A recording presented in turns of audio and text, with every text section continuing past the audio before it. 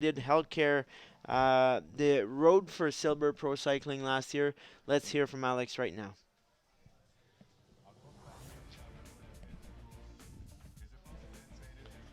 So obviously we're getting a little bit of technical difficulty here. This is not Alex Cataford. J'ai beaucoup d'histoires ici à la Beauce parce que ça fait des années que c'est ma quatrième tour de Beauce, mais aussi on a eu les nationaux ici plusieurs fois. Alors j'ai vraiment une longue histoire avec cette ville, Saint-Georges en particulier.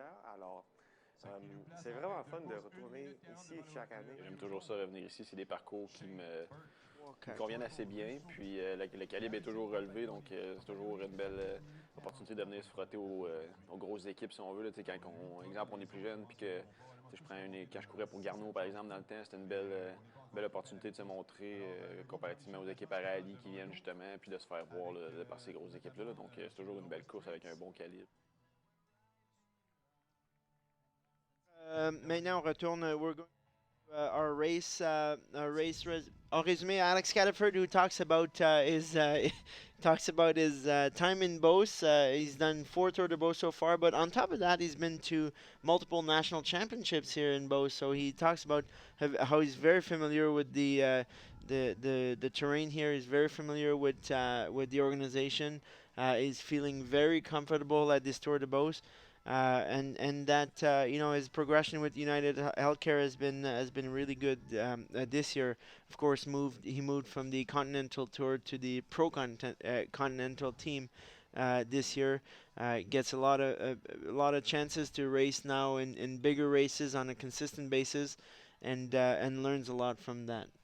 Yeah, and the we have two riders that actually bridged from the second group, which are number 4, who is Ruben Campagnoni from the Olovesco team, as well as number 96 Lance Adet from the Ovelo team, who've joined the front group. So we have now 18 riders in the break. The chase group is at 10 seconds, so the gap is still within reach with only 10 seconds, and the group of the yellow jersey is now at 1 minute 35 seconds. So the apparently the second group is now bridged with Oh, the front group. So we have now 28 riders at the front of this race. So and the yellow jersey group is at 1 minute 35 seconds. so that puts Jack Burke. Jack Burke, I believe, in the virtual leader, in virtual jersey. Where's 94 on the road? Is he up in the break? Jordan No. Cheney is there as well. Jordan Cheney is up So there. Jordan Cheney is the current leader on the road.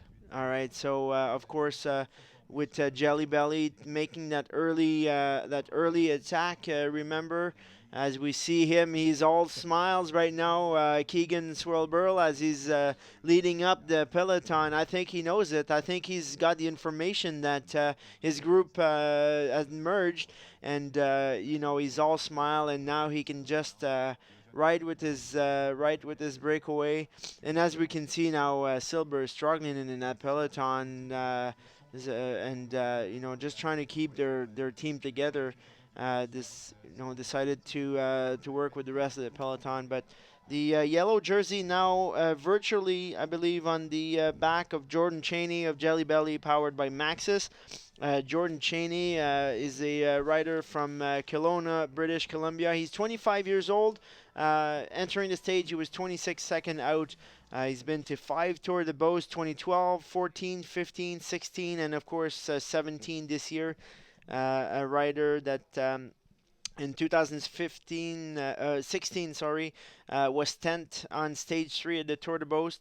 He finished 8th at the Canadian Time Trial Championships in 2016 last year, 4th at the Tucson Bicycle Classic Time Trial, 2nd in the Boulevard Road Race, 2nd in the GC at the Tucson Bicycle Classic, and 2nd on stage 2 of the Tucson Bicycle Classic. So obviously, not an insignificant rider, very strong, and definitely very happy right now that he's wearing that virtual yellow jersey. It would be a pretty big accomplishment for him uh, um, to win today, or at least grab the yellow jersey. Now, Mr. Cheney is yet to win a UCI race.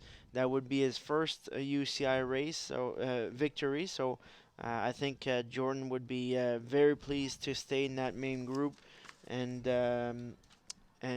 make it to the line. The peloton now, as we see, is a minute 35 from the leaders group of 28. Now, with 28 guys up the road, if they decide to work together, which they should, it makes it very, very hard for the yellow jersey group right now of Silver Pro Cycling, even with Nigel Elsay in the mountains classification. And his whole team makes it really hard for them to 210 the gap now, 210 the gap as we see it change on the board. Really, really difficult. It's going to be a challenge to the very, very end for Alec Cowan to preserve his yellow jersey. Unfortunate for Silver Pro Cycling. They had such a great Tour de Beauce, and with a stage win to start, a stage win in the time trial. I know Gordon must be disappointed, but definitely they have to fight to the end. They have to keep working hard together. They have to, use that synergy as a team to cross that line together with the head up high. Later on this afternoon. So with those 28 riders at the front, we have actually amongst the top 10 at GC, we have 8 riders. The only riders that are missing are obviously the yellow jersey of Alec Cowan and the rider who is currently sitting in 10th position at GC, who is Gage Hecht. And we obviously have also Bruno Langlois, who is currently 11th at GC, who is in that group. So, and with the gap has increased now at 2 minutes 10 seconds, it's going to become almost impossible unless there is a huge problem at the front. All right. But this seems to be almost virtually out of reach now for Team Silver. So let's go back to a highlight of the week. First, a stage on Wednesday. The 32nd Tour de Beauce started with a Saint-Odilon, Saint-Georges circuit, what's becoming a classic. It was a national championship course. On that stage, you could see that there was a lot of energy in the air in Saint-Georges. Riders were excited. We started from the Pro Cycle factory. Right away, there was a small group of riders that attempted a breakaway. The breakaway was large. We had about 20 riders, 2 riders for each team almost on that team.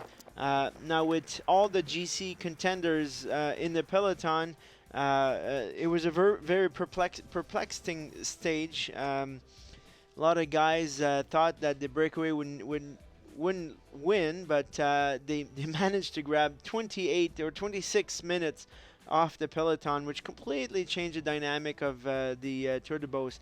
At the final, it is a sprint finish between Emile Jean and Ian Garrison from Axion. Emile Jean from Silver taking the victory, setting the pace for this young team, Silver Pro Cycling. Obviously, Emile Jean did well at Saguenay last week, winning a stage as well. On the second day, we moved to Lac Mégantic with the beautiful circuit there as well. We went up twice the Mont-Morne and came back to Mégantic for the very, very challenging ascension of the Mont Mégantic National Park. A breakaway took off, was caught back on the second climb of the Mont-Morne. And as soon as we left the circuit, going through this beautiful image in Piopolis, as soon as we left the circuit of the Mont-Morne, a group of 8 riders took off on a breakaway that included Matteo Dalsin, that included Robert Carpenter, and that breakaway managed to stick. The key to this stage is to have enough time, the breakaway for it, to have enough time arriving at the base to make up on that climb. It can be a very challenging climb. Luckily on that day we had beautiful weather, no wind, sunny, not too warm, and we see Matteo Dalsin who trains for 6-7 hours every day on his bike, feeling very comfortable. When you drop Robin Carpenter on a stage from the #1 rider on the UCI America Tour, it is something. And Matteo Dalsin very comfortably and very easily won that stage at Mégantic. As we see him, his father, his mother from Ottawa were present, and it was a beautiful win for Matteo Dalcin for rally cycling. Sepkus finishing third, always also from rally cycling. On Friday morning, we moved to the time trial. Time trial held this year under some very, very, very wet and cold condition. Alec Cowan causing the surprise by taking the win and the yellow jersey. In the evening on Friday, we started in Saint-Georges at the Complexe Sportif. We went on a short but difficult 77-kilometer circuit. The breakaway also won that day.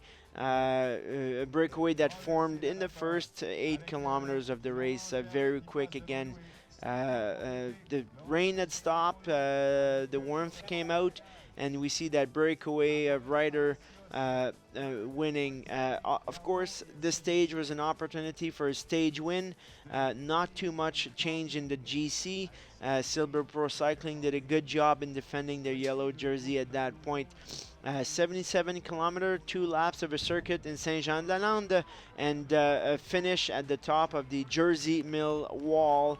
A short 800-meter, but 18% grade. And Christopher Lawless from Axion taking the win on that day. Yesterday, we went to Quebec City, beautiful downtown Quebec City, with the start at the Parc de la Francophonie. For the exciting crit races, we did 35 laps of a 2-kilometer circuit for a total distance of 70 kilometers. And again yesterday, as we saw all week, the breakaway won the race. And definitely, the crit is a fan favorite. It's a very quick, very high speed, four-corner crit, very normal, very traditional. And it was a beautiful day. The breakaway took off again in the first 5 or 6 kilometers of this race and managed to the end.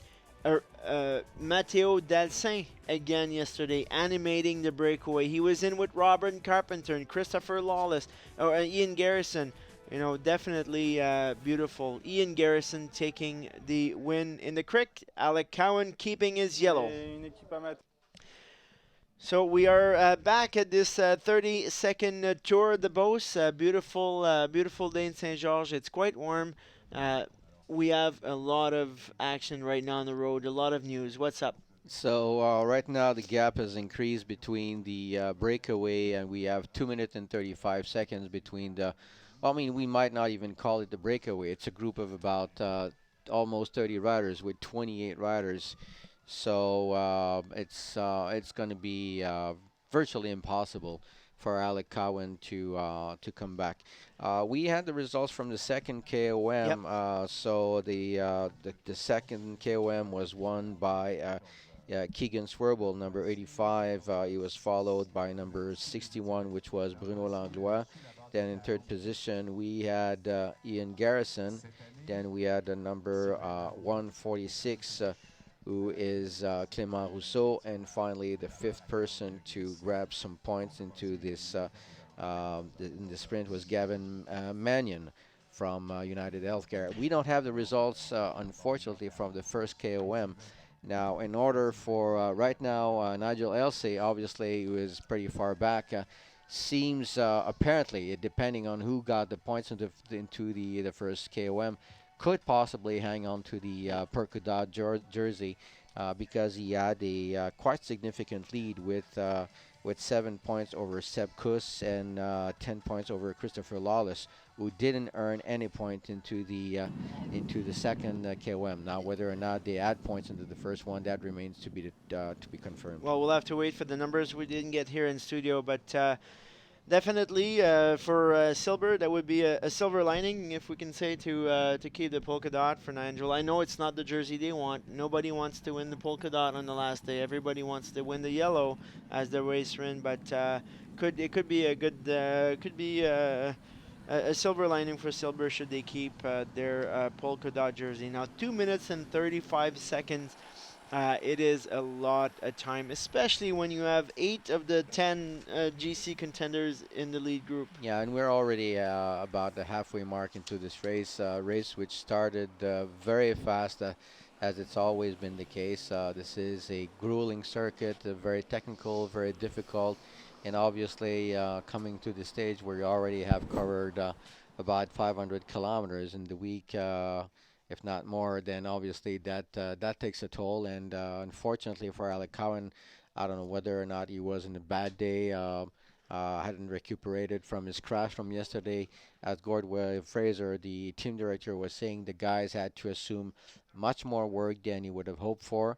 But that's also the burden and responsibility of the yellow jersey team. They have to defend that jersey, and today it seems as though it's getting extremely difficult. The gap is now 2 minutes 50 seconds, Yeah. so it keeps on increasing.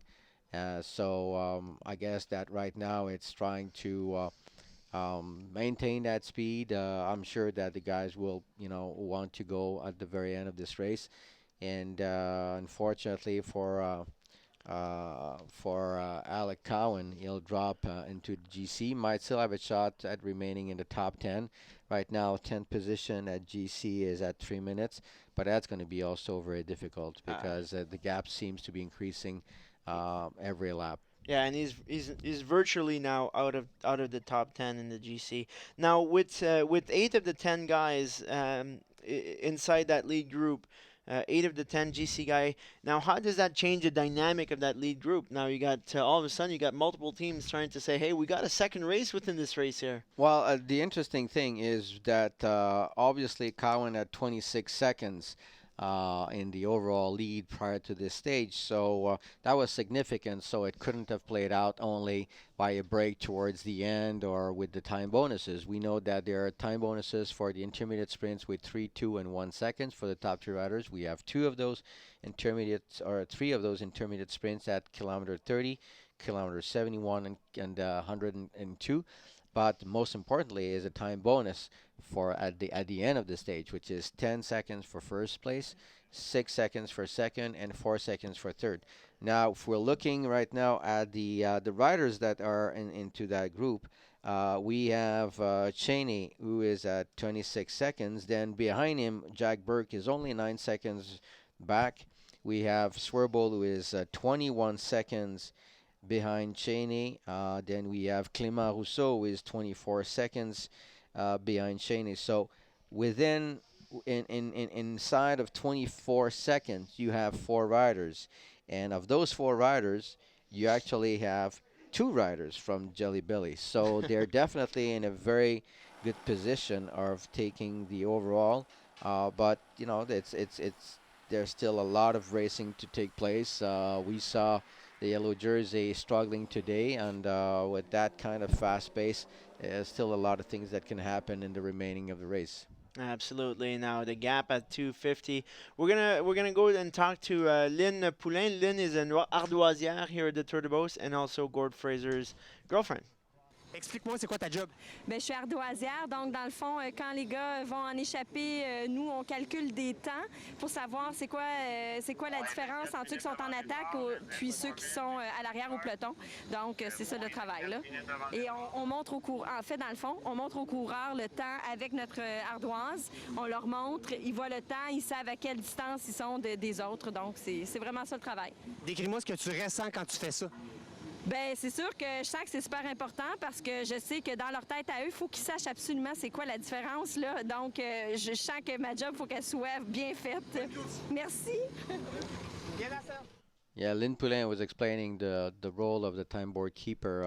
We have this board where you indicate the numbers of the riders in the break, then you indicate the gaps of the following groups. So that's extremely important because riders, especially in a 2.2 race, as opposed to the World Tour races where they still have radio communication with the team director, in these races you don't have that. So riders are expecting a lot of information from that time board keeper. That enables them to see how the race evolves, if the gaps are increasing, who's coming from behind, and then to adapt their strategy accordingly.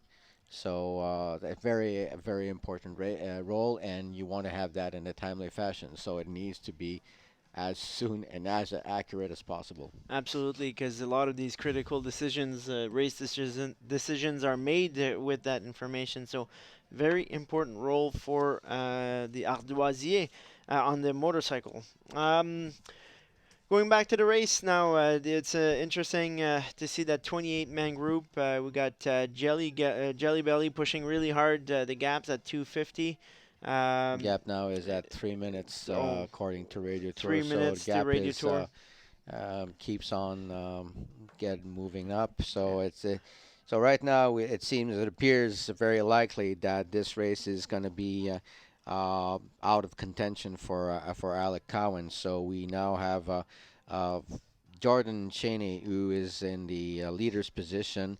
With 9 seconds lead over Jack Berg from Eovelo. Then we have Keegan Swerble, who's a teammate of Cheney, who is at 47 seconds from the leader, but basically now 21 seconds off his teammate. Then Clément Rousseau from Team Saint-Etienne from France, that cyclocross specialist who is currently was sitting fifth prior to the start of the stage, who's 24 seconds off Jordan Cheney.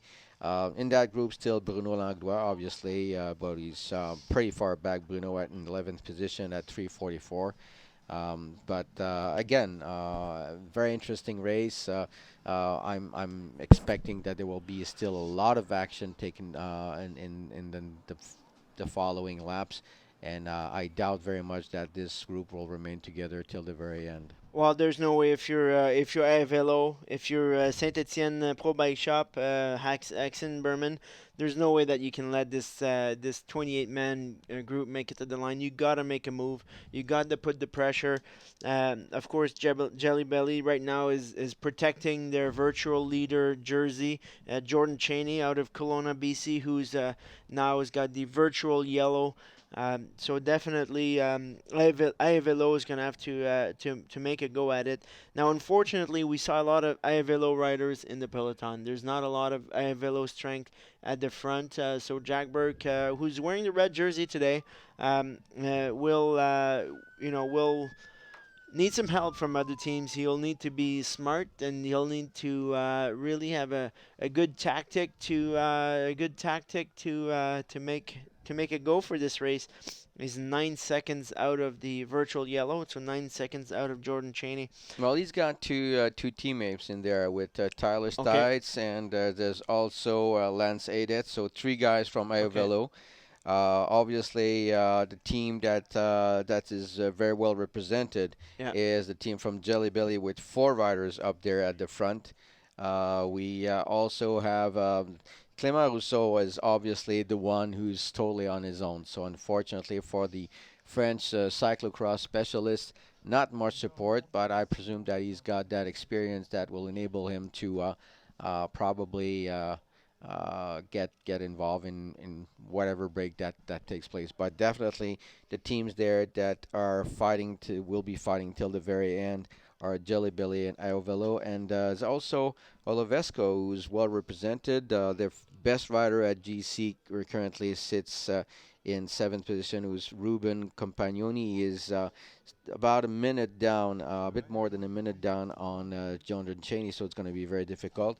But he's got three teammates there working with him. Yeah, minute 25 for Campagnoni on Cheney. Now, good news, we got the sound back on the YouTube feed, so we apologize for any inconvenience that the English webcast, we lost sound on the YouTube. So thank you to Team Lowest Rates for informing us. The sound is back live from Twitter. Alors, here's the classement UCI America Tour ranking. Robert Carpenter, as we talked a lot about him, he is in the lead of that standings. Of course, the UCI America Tour, it's races that starts from early on this, the beginning of the season all the way to the end. So it's not just a week thing. It's consistency. It's power on over multiple races. So and that ranking is extremely important also because at the end of the day it determines how many athletes Canada will be able to send at the World Championships. So having as many riders as possible into that classification is very good. You know, we have a rider like Ryan Roth who currently sits in fifth position. There's Bruno Langlois who's in 10th position of the America Tour. So again, that illustrates how competitive the Canadian riders have been over the last few years. So every race is important for our nation. So every UCI race, you gather points, you accumulate points, and you know, at the end of the year, the more points you have, the more guys you can send to World Championship, which is critical. Absolutely, and just to illustrate, a 2.1 race like the Tour de Beauce, the first number indicates whether it's a one-day race or a stage race, or if it says 1, it's a one-day race, a 2, it's a stage race. And then the second digit, to 2.2, it's a UCI event, but at a lower level. So that doesn't enable you, for instance, to have World Tour teams, whereas 2.1 race like the Tour of Alberta allows you to have a certain level of races. But points obviously are accordingly. In the case of a 2.1 race, if for a win you get 40 points, there are points that goes 10 deep. Whereas for a 2.1 race like the Tour of Alberta, if you win that race, it's 125 points. But obviously, with the presence of World Tour teams, it's much more difficult It's a as little well. bit harder. So we're getting information from the Twitter feed. Sergei Fetkov is doing most of the work for Jelly Belly at the front of the break, or we won't call it a break anymore. We'll call Yeah, it front group, the front yeah. group. Of course, you're not going to send Jordan Chain at the front of the group. You're not going to send Keegan Swerble at the front of the group. So your teammates do the work, and that's cycling. It's a team sport. Absolutely, and the gap now is with the yellow jersey, or what's left of the peloton, is now 4 minutes. So unfortunately for Alec Cowan, once again from the Silver team, who had done an amazing job so far. Silver, who had managed to win the opening stage and have Emile Jean with the yellow jersey. Alec Cowan obviously winning that time trial and taking the leader's jersey after that. Unfortunately was caught in a crash yesterday, and the Criterium, the team had to assume a lot of work. Gord Fraser was mentioning earlier in an interview that he feared that riders have left too much energy on the road. Apparently that seems to be the case, but nonetheless, the riders are still fighting him on that team, and they're probably going to try to hold on to Nigel Elsey's polka dot jersey. And if we for now that we have the sound back on the English feed, we have a bit more flexibility on the English webcaster. Now that we got the feedback, I just wanted to give an update. We have a leader group of 28 guys. The yellow jersey is in the peloton 3 minutes 50 seconds back, almost 4 minutes back.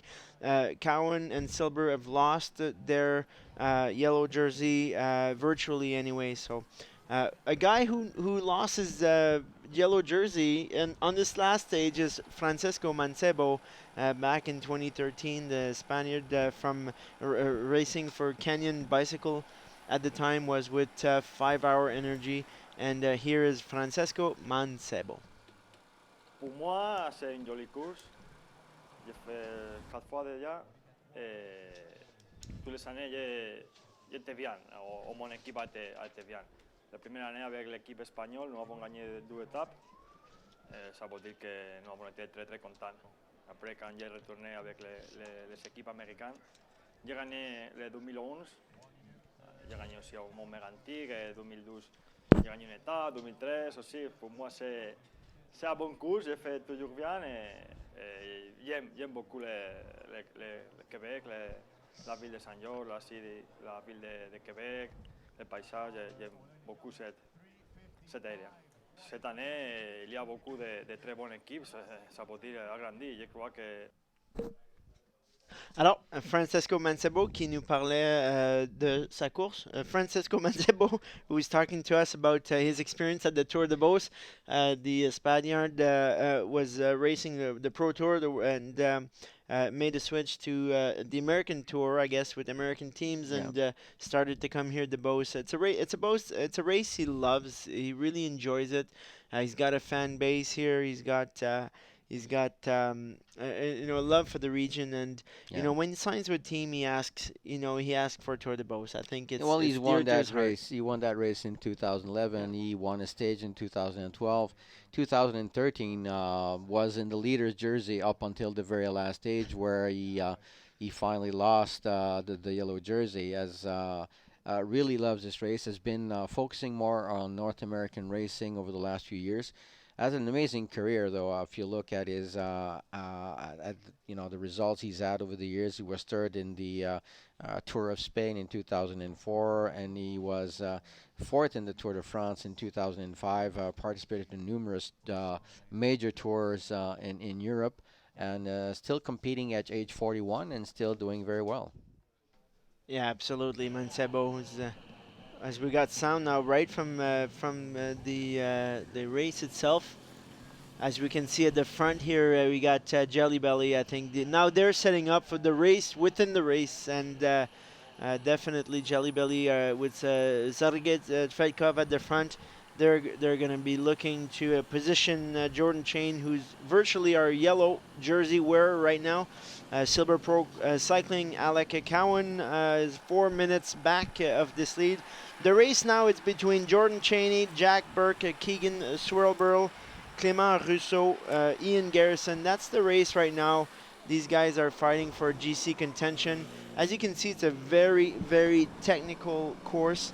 A descent with 90-degree turns, definitely challenging for these riders, challenging for the tight turns. As we can see, the team cars, they're having difficulty as well making those turns. So the team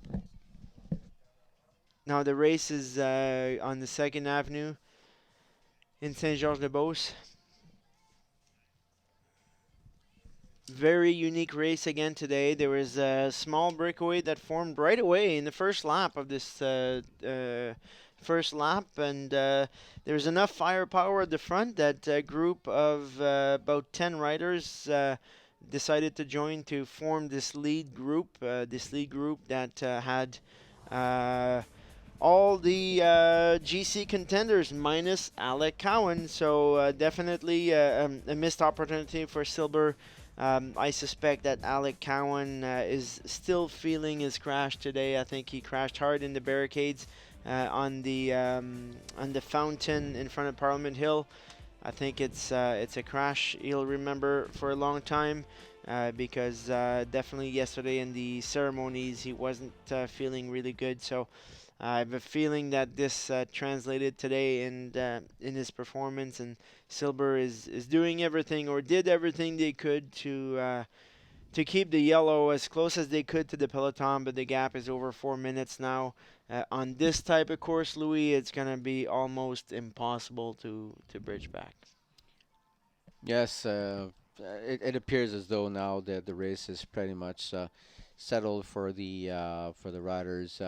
Apparently, we have three riders that are within reach of the leaders. So probably those riders were in between, and we hadn't heard of them. But into that group, apparently there's number 116, who is Connor Toppings from Smart Savian Garno, and number 124, Julio Albe Almores Palacios from the Entea Dominican cycling team, and there's a third rider as well. Yeah, I mean, for some of these teams, Smart, Savvy, Garneau, I mean, they're a young team. They're U23 guys. They're a lot of them are junior riders. For a lot of these guys, it's their first experience to a big race. It's their first opportunity to learn from these pros, the Manchebos and the Britain and the Carpenters and the Sepkus and all these guys. It's a really it's an eye opener. I'm very, very happy to see that we've got five guys left on the Smart Savvy Garneau team out of their team out of BC. I think they're doing a lot of good work to develop the cycling in BC, develop the sport, and passion new fans out west.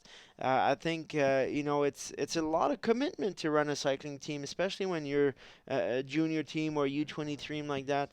And the management team at Smart Savvy, I think, are doing a great job to keep up the sport and to provide an option for these young riders. I mean, you have to go through these teams to make it to the next level, the Silver Pros, and after that you go to the rallies and the United Healthcares, and so definitely important for these young teams. The team from Inteja from Dominican Republic also, they've got six guys left. I mean, they haven't splashed by any means here in Beauce, but definitely they come year after year. They love Beauce, and they've got great climbers, and it's nice to see them, trying to bridge that gap here. And for lowest rates team from Gatineau, Quebec. When we embarked on a our coup- journey to Quebec, we had a couple no of idea where we were going to wake couple guys that again are aspiring to the next level. There's a rider from Rwanda, Bonaventure Uiziamana. Is a guest rider for this race, so definitely exciting for lowest rate to have a Bona here at this race. Yeah, with those 15 teams, we actually have 17 nations, 17 countries that are being represented. We have riders from obviously Canada and the U.S., rider from Cuba, the Belarus, Latvia, from Belgium, Great Britain, Romania, Ireland, Spain, the Dominican Republic, Mexico. So good representation from all around the world into this race.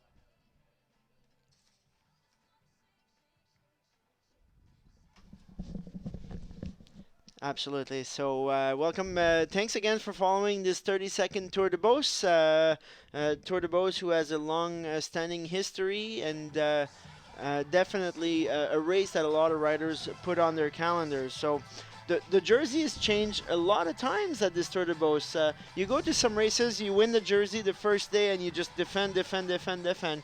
There was a lot of jersey changes here. You started in the first stage. We had Emile Jean from Silbert taking the win. We went to Megantic. The jersey changed hand. It went to Keegan Swirlburl. We went to the time trial. The jersey changed hand to Alec Cowan. Managed to keep it on Friday night and yesterday during the crit. But for the fourth time in 6 races, the yellow jersey changes hands. Yeah, it might very well be the case as we're heading into the final part of this race. But who is going to be able to get that jersey at the end of the day? Right now, it appears as though there's a bunch of riders. There's a small handful, like riders like Jordan Cheney, who definitely is a strong contender because he has his teammate Keegan Strobel. Two of them are into that front group and are currently sitting in second and fourth position overall. There's Jack Burke, obviously from Iovelo, who could definitely win it as well. He's only 9 seconds off Cheney. So as a reminder, there are these time bonuses, sprints that are taking place during the race. And those could, at the end of the day, could have a significant impact on the final overall classification. Absolutely. These time bonuses also important. Just talked to Hugo Hull about this. Last year, the Tour de Beauce, he could have won or lost that race on the time bonuses and on the finish bonus. Now, last year it was is Greg Daniel, I believe, who won that jersey on the last stage. And Hugo Hull was right there in his wheels, and is those time bonuses that you grind and you grind and you grind, and if you can continue to lower your gap, you can win the whole race on time bonuses. And last year Hugo was 2 or 3 seconds out of the contention heading into that last stage, so it would have been a definite opportunity for him to win on time bonuses. So 9 seconds now between Jordan Cheney and Jack Burks in the GC. So definitely, if Burke does some good sprints and accumulates those precious seconds, and it's 10, 6, and 4. So if Burke wins the stage by a few more seconds or a few more places than his counterpart Jordan Cheney, you could see a Jack Berg take the yellow, even in a bunch finish setting. depending on those time bonuses. So a lot still left to be raced, and a lot lots to be disputed. All the jerseys could change hands, and what a beautiful day to end, beautiful way to end this 32nd Tour de Beauce, which was filled with bounces and new sport heroes being created here, and the Tour de Beauce as that magic of creating these sport heroes. Now, if you look at the list of previous champions, definitely the Tour de Beauce is a race. It's a jumping board from the amateur to the professional ranks. Gregory Daniel, who now races World Tour. I mean, he won the Tour de Beauce last year. You look at the Manchebos. You look at a lot of Michael Rogers from back in the day. But the Tour de Beauce is a springboard from local racing to the World Tour, and teams come here. Now we got 5 laps to go, 51 kilometer to go. Teams come here to the Tour de Beauce with their next stars, the stars of tomorrow, and definitely we are. Definitely, the organization here is pleased to provide that opportunity. Now, I think the next step for the Tour de Beauce organizing committee is to go to a 2-point run race. Is really to improve its ranking, and get back to days where we had World Tour teams coming from all over the world. Pro teams, BMC came a few years. You had some big strength, big strong teams coming here, and to me that's the next progression. If the Tour de Beauce can find the funding to purchase those UCI licenses. But we got 5 laps left here in this final stage of the Tour de Beauce. So definitely we are for silver right now. We are mourning the loss of our yellow jersey. We are definitely thinking about just finishing the race at this point in time. We got 28 riders up the group, and pretty much the rest of Silver Pro Cycling in the peloton. Probably still going to be working very hard till the end, and you have to. When you defend, you have to work hard till the end. But unfortunately for the young squad, definitely. You can see that coming from that crit yesterday, you can see Ryan Roth was completely exhausted. He suffered a puncture in the time trial.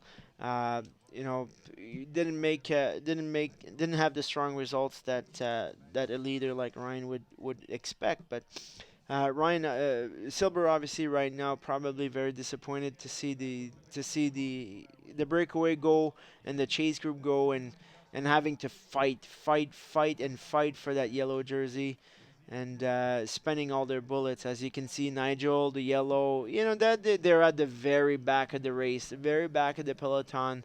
They're no longer leading the peloton, which is your indication that it is the end. They're going to ride together. They're going to spend some time together. They're going to get some training time together here. But definitely you got 4 silver guys that we saw on the camera left, including the yellow. So 3 teammates to defend the yellow. Definitely not an ideal situation. Going up to the real race, Jordan Cheney, 9 seconds up Jack Burke, and 21 seconds up on Keegan Swerble. Jelly Belly Cycling. 2 riders in the top 3 of the GC right now, should we take Alec out. And as we see here, Matteo Dassin, who has had a beautiful Tour de Beauce, beautiful 32nd Tour de Beauce. I think he showed he is a strong rider. He stepped up, established himself as one of the pros in this race. And for a young guy like Matteo, definitely is a good opportunity to show his colors, show his strength, and move up to the next level.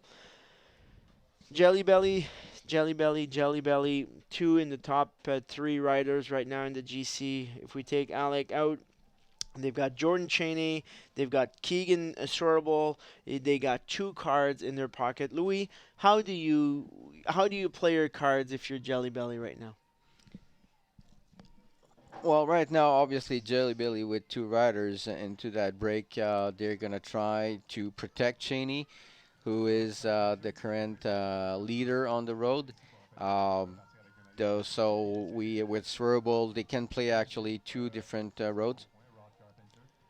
Now we hear some reports that there's been a split of the group at the front. Yes. Rally Cycling is pushing harder. We're going to get some numbers for you pretty soon here, folks. But The 3 riders are number 25, 51, and 146. So in that group now we have Gavin Mannion. And we have after that Rob Britton and number 146, who is the rider Clément Rousseau. So and we also had the results for the second intermediate sprint into that race. Rousseau won it, so got 3 seconds of time bonus. So that puts him much closer. He basically is in the same position as Keegan Swerble. Yeah. And second place was number 51, Rob Britton. And the third place was number 25, Gavin Mannion. So we still are waiting for the results for the first intermediate sprint, which will provide us with a better idea of where things stand on the road. We actually see those 3 guys slightly in front with about 10 seconds. The gap with the yellow jersey, now we're just being informed is over 5 minutes. So the gap for the 3 riders on the road and the peloton is 10 seconds. And obviously, the riders from Jelly Belly are going to have to push hard in order to not let go any of those guys, with Rousseau being the most threatening rider. The amazing thing about Rousseau is that he's on his own. He's got no teammates whatsoever, whereas the team of Jelly Belly obviously has 4 riders into that front group.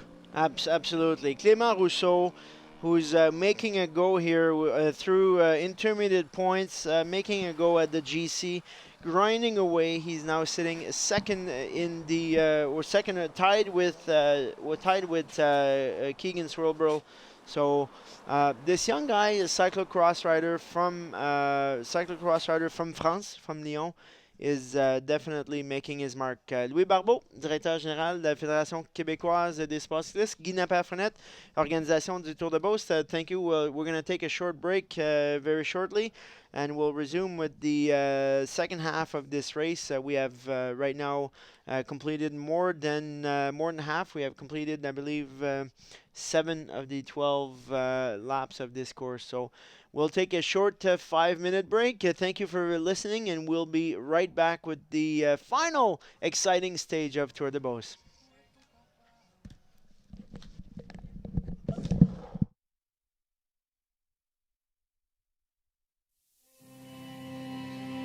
Ces gens-là sont fiers et je peux vous dire, peu importe le secteur d'où on vient, on veut laisser sa marque. La Beauce, c'est ça surtout. C'est, oui, des paysages magnifiques. On retrouve tous les secteurs d'activité, d'ailleurs. Mais je pense que la fierté et l'entêtement, c'est pour moi un beau son. Alors bonjour, je m'appelle Joanne Lessard, je suis directrice du musée Marius Barbeau, qui est l'institution muséale qui représente les Beaucerons. Quand les gens visitent le musée Marius Barbeau, le fait que chaque visite est guidée, accompagnés, ils en apprennent énormément. Alors, on leur en apprend beaucoup plus parce qu'on se livre nous aussi, on livre nos secrets, on se livre en tant que Beauceron et notre vécu. Alors, c'est certain qu'ils repartent avec une très belle image de la Beauce. En quête dans Beauce, vous pouvez vous rendre à Saint-Georges. Il y a un endroit magnifique qui est le musée des Lilas où vous allez retrouver 30 sculptures d'artistes internationaux et québécois. Et vous pouvez marcher à travers des sentiers qu'ils ont aménagés. Vous pouvez visiter des paysages magnifiques, entre autres un jardin superbement bien aménagé à Saint-Séverin où vous allez pouvoir voir les paysages jusqu'à Lévis parce que c'est le plus haut sommet de la Beauce. On peut visiter ou faire du vélo. Très bientôt, on pourra faire cette véloroute en entier, mais en même temps, vous allez pouvoir voir de magnifiques paysages.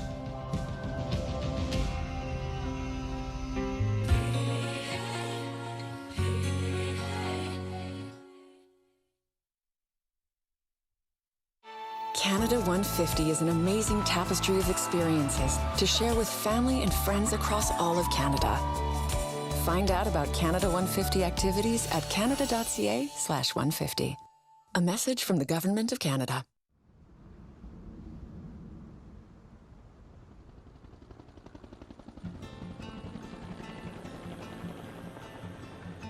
When we embarked on our journey to Quebec, we had no idea where we were going to wake up, what we were going to experience, how we were going to feel, which was awesome. Oh my God. Y a pas d'endroit mieux que chez moi. Le temps s'arrête, on se vide la tête.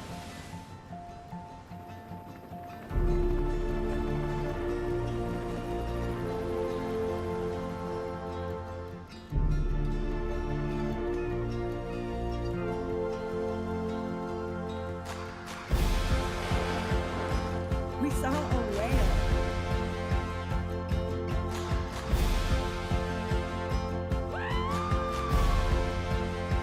Live fast, die young. Laisse-moi te montrer l'été. La saison qui te fera vibrer. Yeah. On est tellement chanceux d'être ici. C'est si facile d'y faire son lit.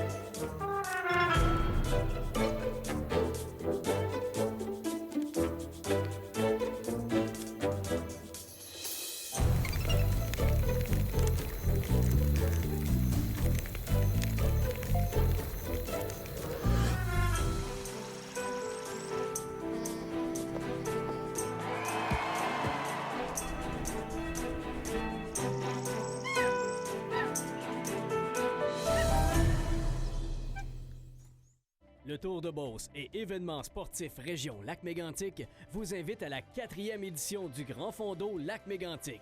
Optez pour un parcours de 57 ou 90 km sillonnant les paysages bucoliques de la région méganticoise. Choisissez le parcours 110 km avec en prime la montée du Mont Mégantic le 24 septembre prochain.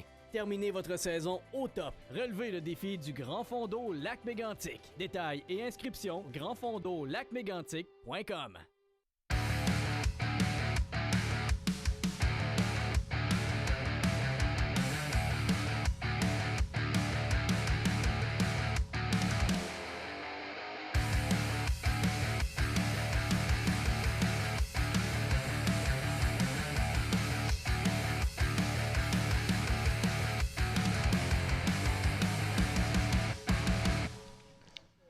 And welcome back to this 32nd edition of the Tour de Beauce.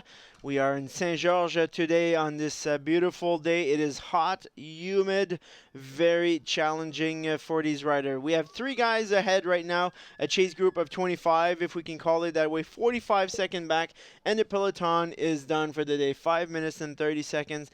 The yellow has been lost for Silver Pro Cycling and Alec Cowan. Right now in the GC, we have virtual GC, if I can call it this way. We have Jordan Cheney in yellow, Jack Burke as the top two U23 riders in red, Keegan Swirlburl of Jelly Belly also third in the virtual GC. Definitely a race within the race, and we're gonna see a lot of another dynamic create itself now that the yellow has changed hands. And Jelly Belly has 2 cards in their pockets to make a go at this yellow jersey. So outstanding performance from Jelly Belly here with guys placing key at some key stages.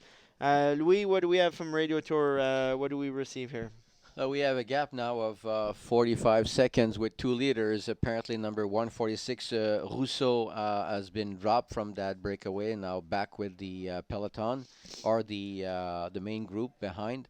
Group of 28 riders, and the peloton, including the yellow jersey, is now further back at 5 minutes 40 seconds. We also had the results for the 2 intermediate sprints for this race. As we've mentioned before, there are 3 intermediate sprints that are good for points for the point jersey, but as well and most importantly for the general classification. So Rousseau, the French rider, won both sprints, so he's able to get 6 seconds off his final time. So the first intermediate sprint. So we have also number 81 of Chekhov, who got 2 seconds so far. Number 85, Swerble, who got 1 second.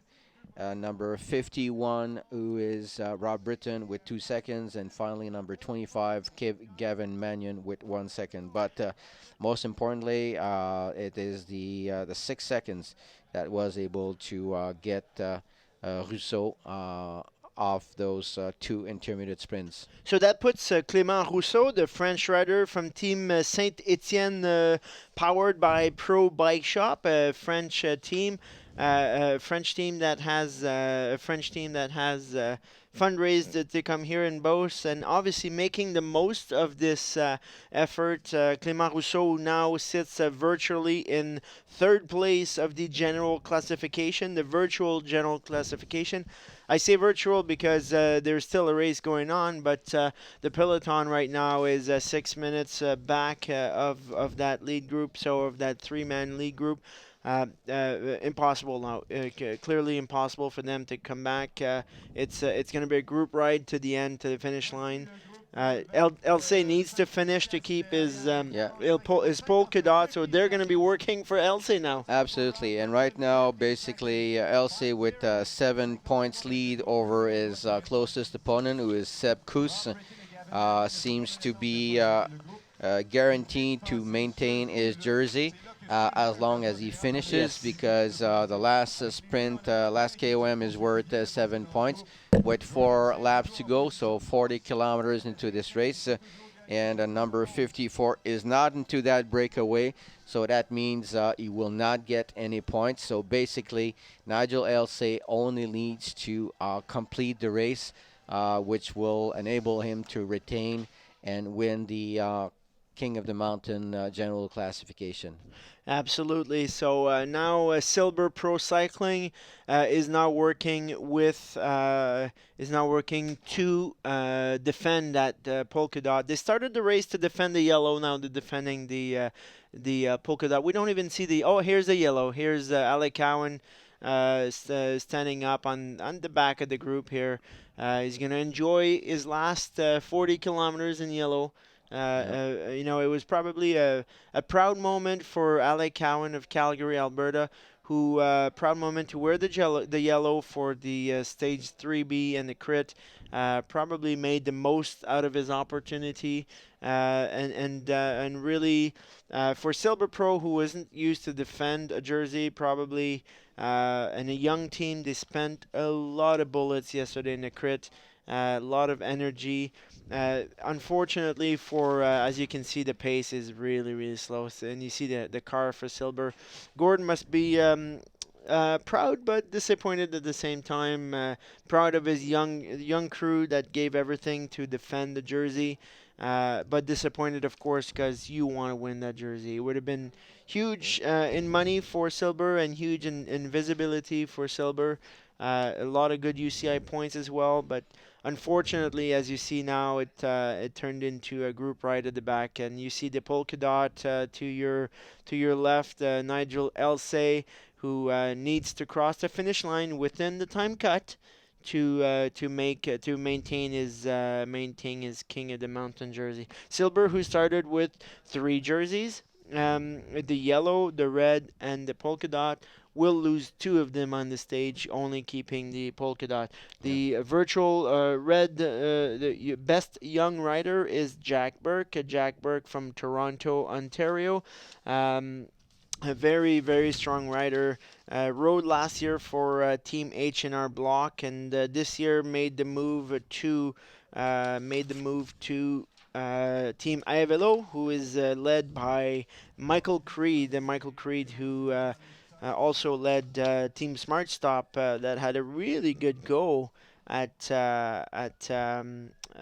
the world of cycling a few years back. And Michael Creed now found a job with Avelo, and they're doing well. They're a development team. They're mostly based of U23 riders, junior riders, very young guys. I was talking to Michael a few days back. They got a very young guys that are hungry. They're hungry for a win. They're gonna take chances. They're gonna go in corners that could be risky, but he loves that. He loves that about his team, and they're not willing to sacrifice. They wanna win. They wanna do really well. So Jack Burke, he's wearing number 94. Currently sits second in the virtual GC, 35 seconds back of Jordan Cheney. Now for Jack Burke, this is only his second time at the Tour de Beauce. In 2016, he raced with H&R Block, and this year with Velo. His best result so far is 15th at Tour of Alberta. Beautiful race for Jack at the Tour of Alberta, and finished sixth in the GC at Saguenay last week. The Tour de Beauce is a really important race for the region, and Francis Rancourt is going to talk to us about the importance of the tour for the region, for the tourism in the region. And here he is, Francis Rancourt, General Manager of the Tour de Beauce. L'organisation du Tour de Beauce, à la base, c'est un budget d'environ tout près d'1 million de dollars par année. Alors, juste cette activité économique-là, c'est beaucoup là, dans la région. Puis, c'est dépensé en très grande partie dans la région. Ça fait que déjà là, c'est une petite entreprise qui vire. Puis, s'ajoute à ça toutes les retombées secondaires de ça, les hébergements, l'essence, tout ce qui se greffe autour de Beauce. Fait que c'est quand même plusieurs millions de dollars, là, déjà on a 1 million par temps. Et puis, en plus de ça, il y a beaucoup de retombées médiatiques. On entend parler de cette course-là là, à peu près partout dans le monde. Puis, on va ailleurs, les athlètes, ils nous reconnaissent, ils savent c'est où. Puis, le Tour de Beauce, ils savent que c'est dans le paysage. Puis que ça existe. Fait qu'on a une belle retombée médiatique avec ça. On a vu les vidéos au début de semaine de la région de Lac-Mégantic aussi. Puis ici, je suis certain aujourd'hui, les images de la Ville de Québec, ça va être de toute beauté. Ça fait que oui, il y a une retombée économique, mais il y a aussi une grande retombée médiatique et touristique avec ça. Là. Et en terminant, Francis, comment voyez-vous l'avenir du Tour de Beauce? Ben, je pense que le Tour de Beauce c'est une course internationale, mais c'est une course de développement. On entend les motos sur la course. On n'est pas la Ligue nationale, mais on est quand même le junior majeur avec la Ligue américaine de hockey, mais l'ensemble. Ça fait que je pense qu'on est dans une position pour rester. Puis au Québec, au Canada, il n'y en a pas d'autres. On est une course qui a duré dans le temps, 32 ans en continu. Il n'y en a pas d'autres en Amérique du Nord. Il y a des courses qui ont parti, qui ont arrêté, qui reviennent. Mais on est la seule course qui a cette belle continuité-là. Puis je pense qu'on devrait perdurer dans le temps. L'organisation va bien. On a d'autres événements aussi qui sont tenus en parallèle autour de Beauce. Je pense que l'avenir est beau. Il y a une belle relève qui s'installe aussi, là, des gens au conseil d'administration, au comité organisateur. Fait écoute, je pense que l'avenir est pour nous autres. Francis Rancourt, directeur général du Tour de Beauce, merci beaucoup pour votre temps. Ben, merci à toi. Now we're just talking with Francis Rancourt, the general manager for the Tour de Beauce, who was mentioning how important that event is for the region. It brings in obviously a lot of attention. The economics benefits for the region are very good as well. So with 32nd edition, this is the oldest race that's still on the calendar after that many years on the elite side. On the junior side, we have the Tour of BTB, who is going to be celebrating this year its 49th edition. But on the elite, on men's side, the Tour de Beauce is the oldest still ongoing race on the North American calendar. Absolutely, and Francis talked about the importance of having a strong media coverage here. I mean, this race is broadcasted online, of course, across the world, but there's also media coverage coming from all four corners of the world. It's really good for the tourism of this region, and we'd like to thank all the media members who covered this race throughout the 5 day or 6 stages. So. Definitely, and the partners as well. Desjardins, who for a long time has been helping out the Tour de Beauce. Hydro-Québec, ProCycle with their factory based right here in Saint-Georges. Le Georgeville, who welcomes the riders annually. Le gouvernement du Québec et du Canada qui donne financement annuel tout au long là, de la semaine. Donc, thank you very much to all the sponsors who provide us with this help to make the Tour de Beauce happen. It really, really showcases and highlights the province, the country, and the region to all four corners of the world. And with that, we can bring riders and teams from these corners. So, again, thank you for all these partners. Going back to the race now.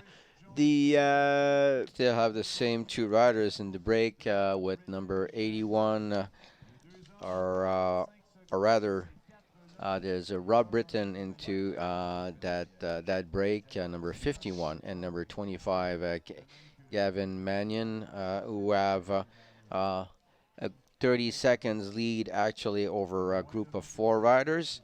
So those four riders are number 3, who is Robin Carpenter, number 23, Christopher Jones, number 73, who is Steve Fisher from Canyon Bicycle, and number 121. So, and then the pack is at 45 seconds. 45 seconds. As we can see here, the panoramic shot from the 4 chase group. You got one guy now that's trying to bridge, as we can see. I believe he's with Canyon Bicycles, not sure, but we got one guy trying to bridge to that chase group, 30 seconds out of the 2 leaders. We see peloton here on the screen, but it's not really the peloton. It's a second chase group. The peloton is probably 7 minutes or 7 minutes and a half now back on those 2 leaders.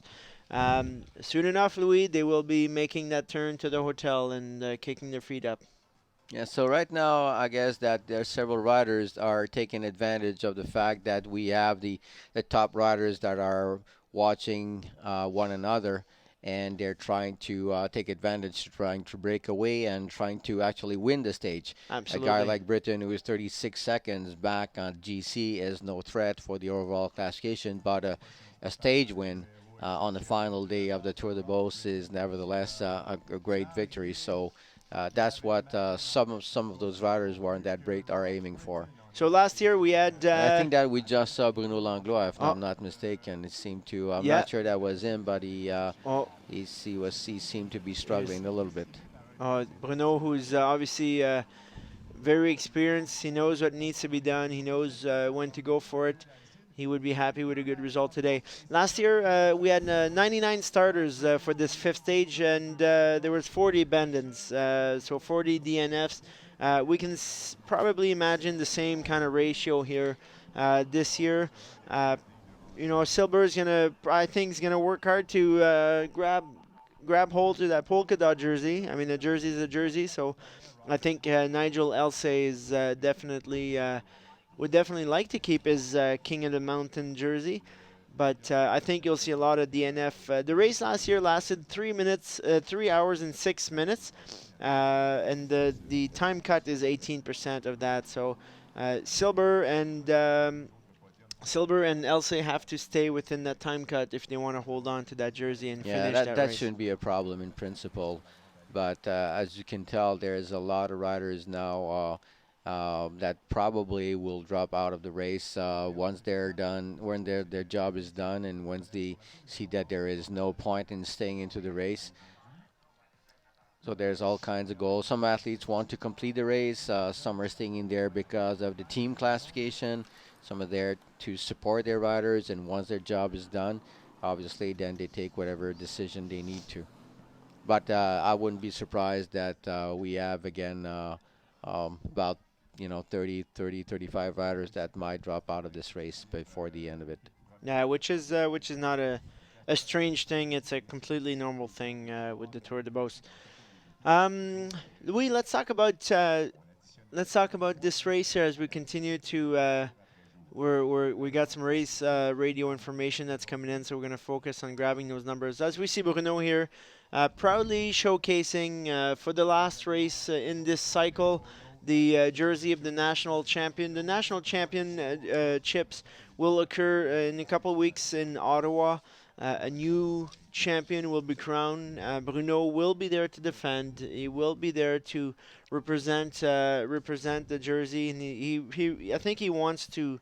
He trained hard for it. I was talking to Bruno early on this week, and Bruno, focused his training, focused his efforts to defending the jersey. He didn't want to. He wanted to do justice to the jersey. He told me he didn't want to just win the jersey and then stop training and look bad. So he focused on specific races. He focused on efforts to showcase the jersey, and I think he's going to show up ready. So we got some numbers here for you. So the results for the last KOM of the day and the last KOM of this Tour de Beauce this year. First was Rob Britton, number 51 from Rally Cycling. Second was Gavin Mannion from United Healthcare, number 25. Third was Ruben Compagnani from the Olovesco Citadel team. Fourth was Christopher Jones from United Healthcare. And fifth athlete to get some points was number 121, who is Diego Milan Jimenez from the Intea Dominican cycling team. So basically that wraps the classification with 3 laps to go into this race with 30 kilometers. And if Nigel Elsey rallies the finish line and finishes it, he will be crowned for the KOM jersey. So that will be a bittersweet victory for Silver, who tried their best to hang to the yellow jersey and the red jersey by that matter, because Alex Cowan, even though wasn't wearing today the red jersey, he was the owner of that jersey because he's an under 23 rider. Even though Jack Burke is the one that's wearing the jersey today. So for Alec Cowan, who had a great race so far, unfortunately today that stage was one too many for him to hold on to that jersey. So Britain is still solo ahead. He's got he dropped Mannion up ahead in that 2-man break. Rob Britton making a solo effort. Carpenter, Jones, Mannion, Fisher, and Millen are now grouped together in chasing. And Manchebo still his name there, but he's trying to make the junction with these Chase group. So Rob Britton from Rally Cycling, the Canadian workhorse, 32 years old, finished second here in 2014. Had an outstanding Tour California this year, both in climbing and in general classification. So he's soloing for Rally up there, showing the colors of the team. We got 5 guys in chase: Carpenter, Jones, Mannion, Fisher, and Milan. And they're trying to make the junction, and Manchebo is trying to make that junction. So if we look at the virtual general classification, we got Jordan Chaney right now in the virtual yellow, and Jack Burke second, Clément Rousseau in third, Keegan Swirlber in fourth, and Ian Garrison.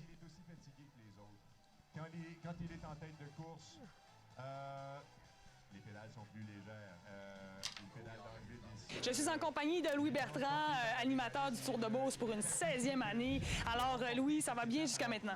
C'est une belle course. On a un peloton plus fort que celui de la semaine passée au Grand Prix de Saguenay, sans enlever quoi que ce soit au Grand Prix de Saguenay. D'année en année, tu dis 16e. Là, depuis 2001, j'en ai raté un seul. Tu sais, les niveaux varient. Cette année, je trouve qu'on a toutes les grosses équipes américaines. C'est une course qui est encore chaude. On est à l'orée de la 4e étape. Et puis, tu as 5 gars qui sont réunis sur 50 secondes. Donc, c'est une belle course. Et quelle est l'importance, croyez-vous, de ce Tour de Beauce pour le vélo?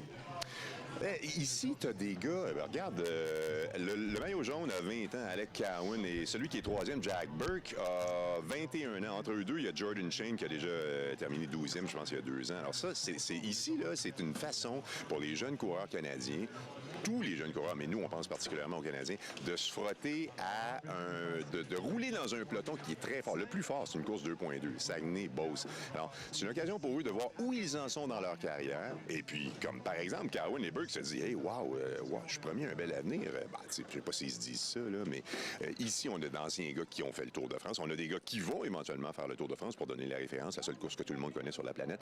Alors, c'est une occasion pour les nôtres de se frotter aux meilleurs coureurs nord-américains, on va dire. Yes, Louis Bertrand was mentioning how important that race is for Canadian riders. Is pointing out that riders have an opportunity to measure themselves around against some of the best athletes in the world.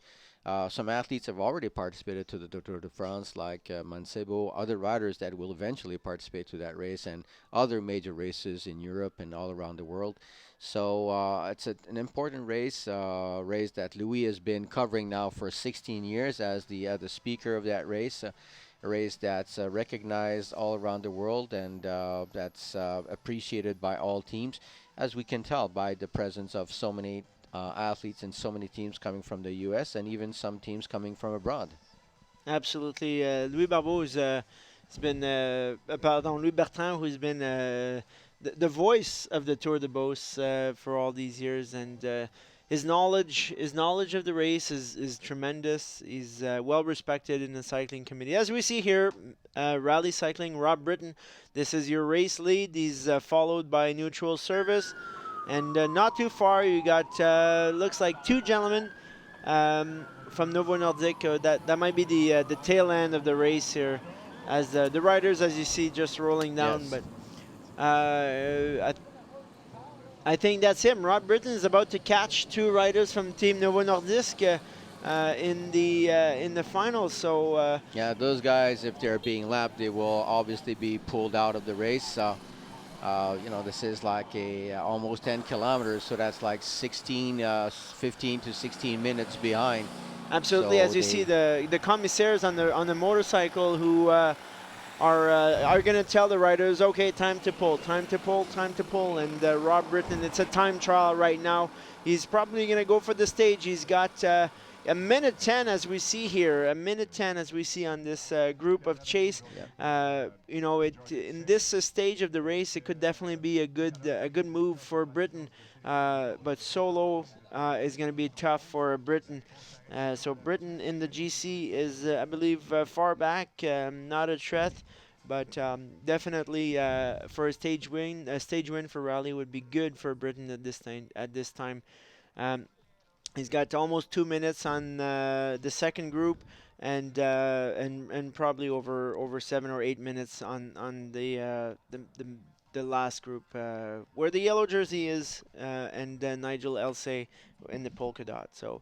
Rob Britton, a young guy from Calgary, Alberta, has been riding with Silver Pro with Rally for a couple years now. Obviously, a very strong rider. So, as expected, the riders that are chasing are really more aiming for the stage win. We have Rob Britton, number 51, is in a break. Then the chase group, we have 7 riders in that chase group, including 2 riders from Olovisco with Robin Carpenter and Hans Flaxis, number 3 and number 6. Then 2 riders from United Healthcare with Christopher Jones, number 23, and Gavin Mannion, number 25 rather.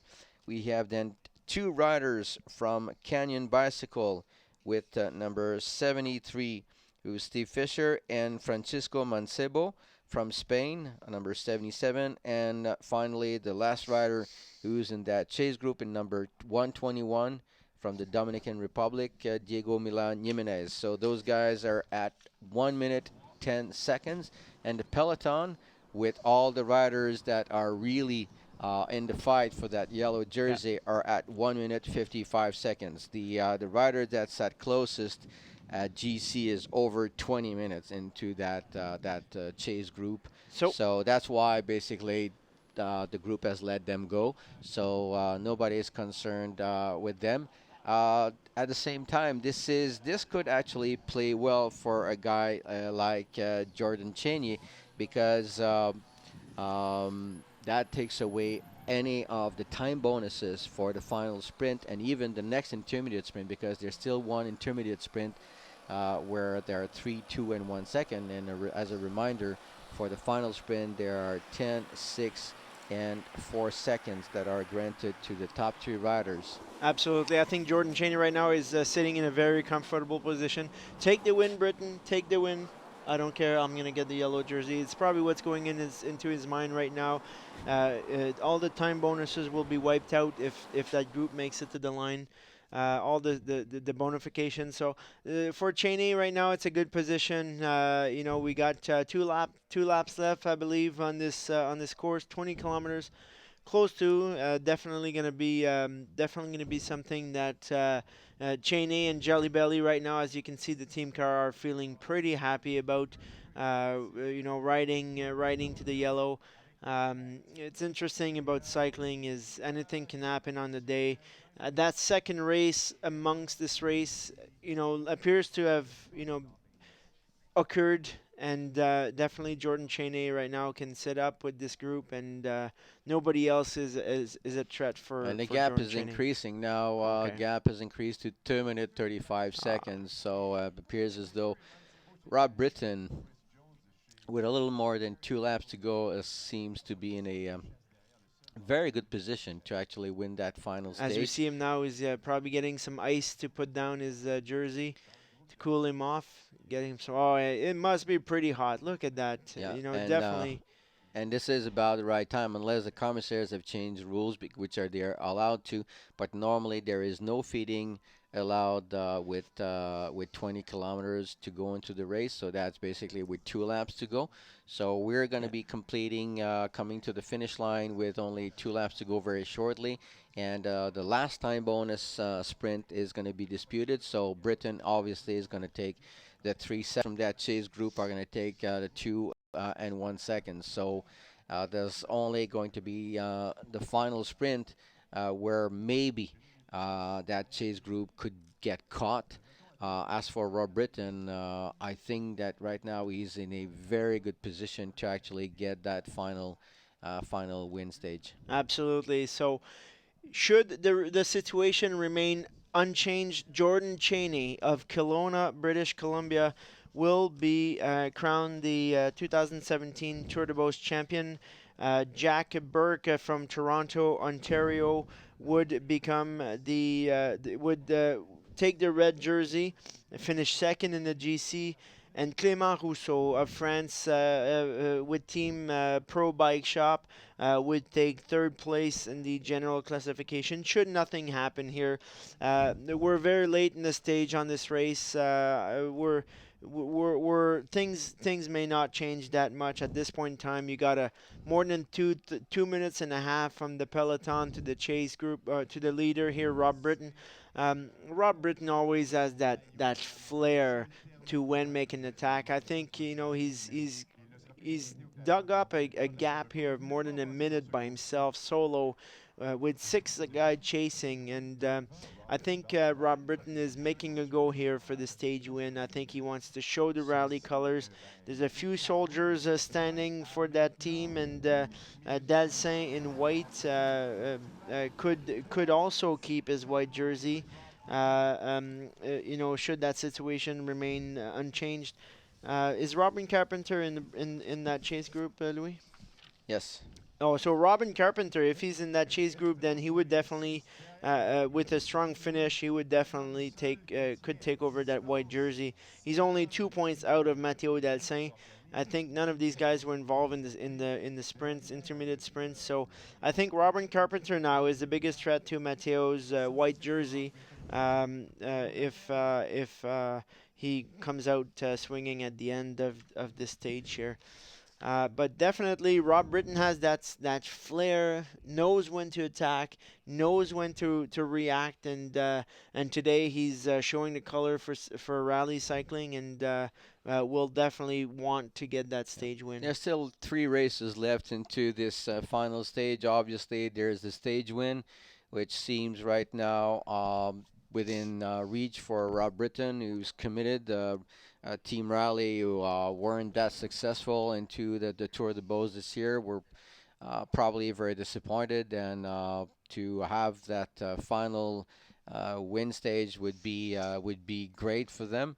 The second race, you just pointed out, will be for the white jersey, the point jersey, where a guy like Robin Carpenter could definitely have a shot at getting the jersey from Matteo Delsin. So that's definitely something to look for. And obviously then there's this fight for the yellow jersey, and I expect that in the very last lap there's going to be a lot of attacks, a lot of movement into that group, where we still have Jordan Cheney, Jack Burke, Keegan Swerble. There's also Clément Rousseau, Ian Garrison. Those are the ones that we have to basically look for. There's going to be a lot of attempts I suspect, from Burke and Rousseau trying to break away. And Jelly Belly, with 2 guys up there, are definitely going to try to keep control of that small group. Absolutely. So we are nearing, the end of this race. The peloton was 3 minutes and 25 seconds. The chase group of 6 is a minute and a half behind our man, Rob Britton, right now, who's making a go for the win. We're going to go talk to very soon to a young gentleman from Holoesco Citadel. His name is Robin Carpenter. He's ranked first in the UCI America Tour ranking. It's always, the 5 days of racing are always super intense, and the roads around here and the weather seem to always lend themselves to some chaotic racing and racing that's hard to control.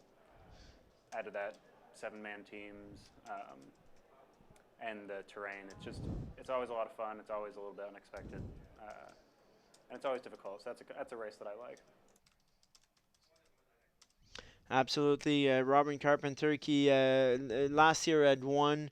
I'd finished 3rd overall, so definitely came here this year as the top contender for this race.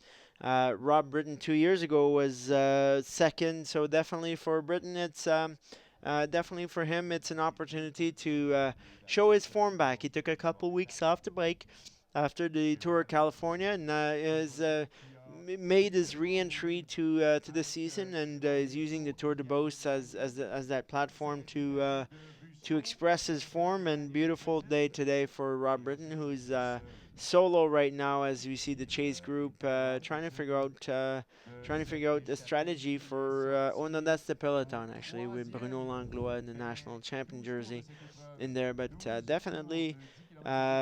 He's managed to create a gap of, as we see, with two laps to go, a minute and a half, and close to 3.5 with the peloton. So definitely for Britain, it's a beautiful opportunity, as we see Bruno Langlois here making a small attack of that peloton. 2 laps to go now for Britain. So that's with 1 minute 30 seconds with 20 kilometers to go up. That's not a huge gap. It's still obviously within reach from the peloton, but Britain, who doesn't seem to be fading at all, seems to have a lot of energy left. And behind the peloton, or the group with the riders that are in contention for the overall classification are losing time again at 3 minutes 25 seconds. So in that group, we still have riders like Jordan Cheney, Jack Burke, Keegan Swerble, Clément Rousseau, Ian Garrison.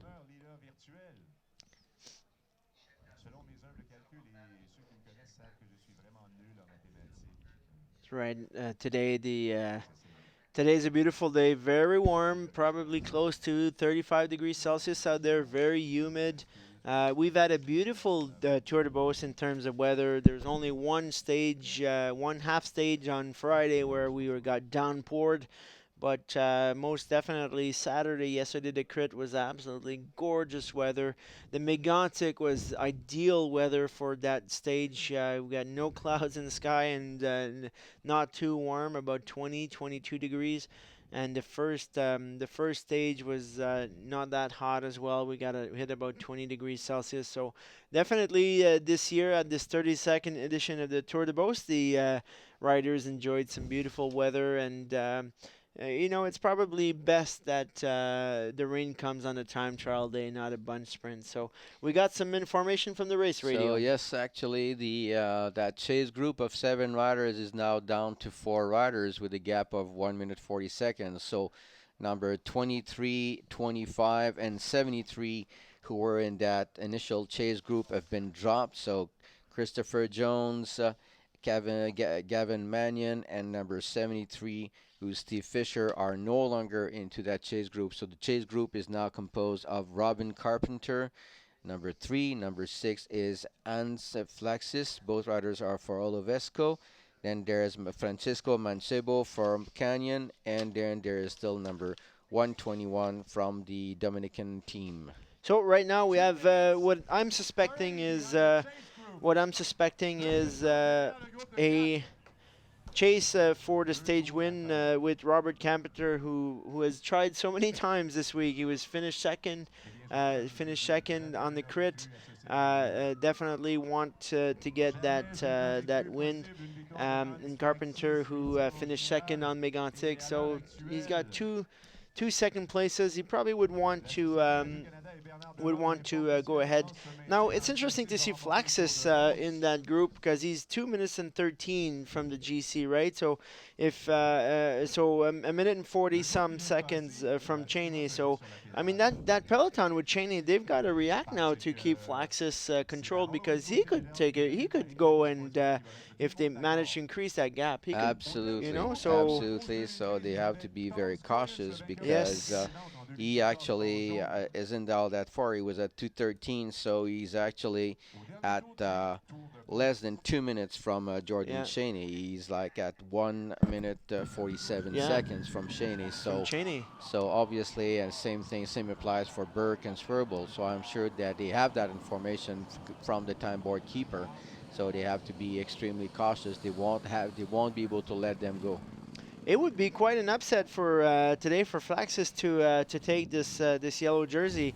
Very interesting dynamics in this last 15 kilometers or 18 kilometers to go. Flaxis could definitely create a surprise, and I don't know what kind of information Cheney and Burke have in that what we call now the peloton, but definitely Rob Britton pedaling here hard. He's still within reach of that stage win. So for Rob Britton of Rally Cycling, who's his coach here is Eric Wilberg. So definitely a champion of this tour. So Wilberg is familiar with Beauce. He knows how to win on the last day. He knows how to get stage wins. And I'm not sure that the riders are being.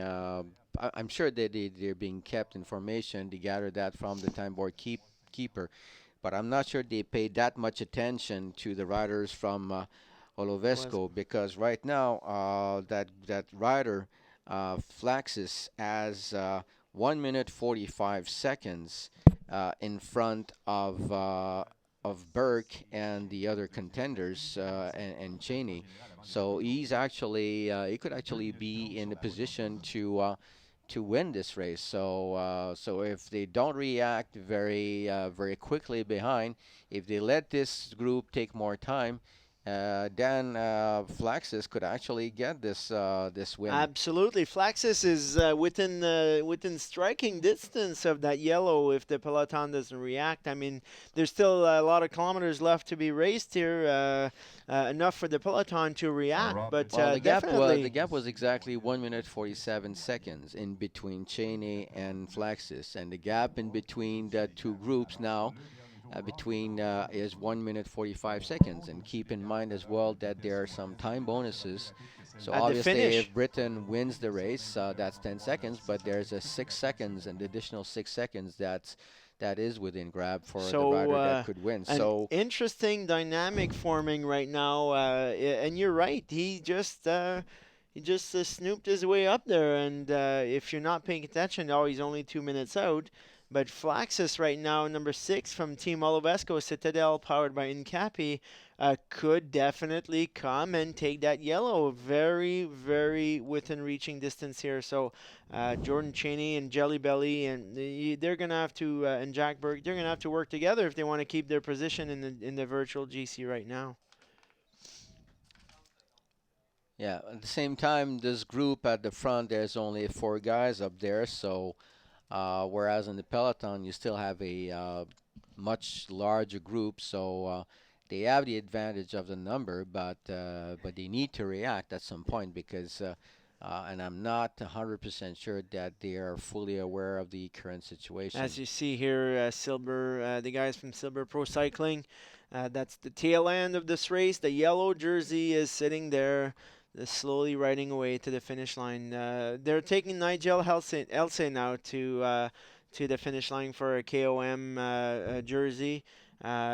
You know, definitely it's probably a very disappointing day for Silver Cycling, who were so close, so close, so close within one stage of winning that yellow jersey. And yeah, very disappointing, but they can walk away their head high. They've defended at 3B, sorry, they won stage 3A, defended at 3B, defended at 4, and today was not their day for that young, tired squad. Yeah, so now we got a new race forming up with Flaxus at the front from Olovesco. Britain soloing to a stage win, but it appears as though the front rider Rob Britton is about to lap the group of the yellow jersey. Apparently, they're coming within very short distance of actually overtaking that so group. Interesting, because if they're being lapped, they're hors délai. Well, I think they are actually. They are. If Britain laps that peloton, the polka dot jersey becomes hors délai. The yellow jersey becomes hors délai. So yes, it says lapped rider will be pulled from the race and will leave the course. So if Britain reaches that group, Else would lose his polka dot.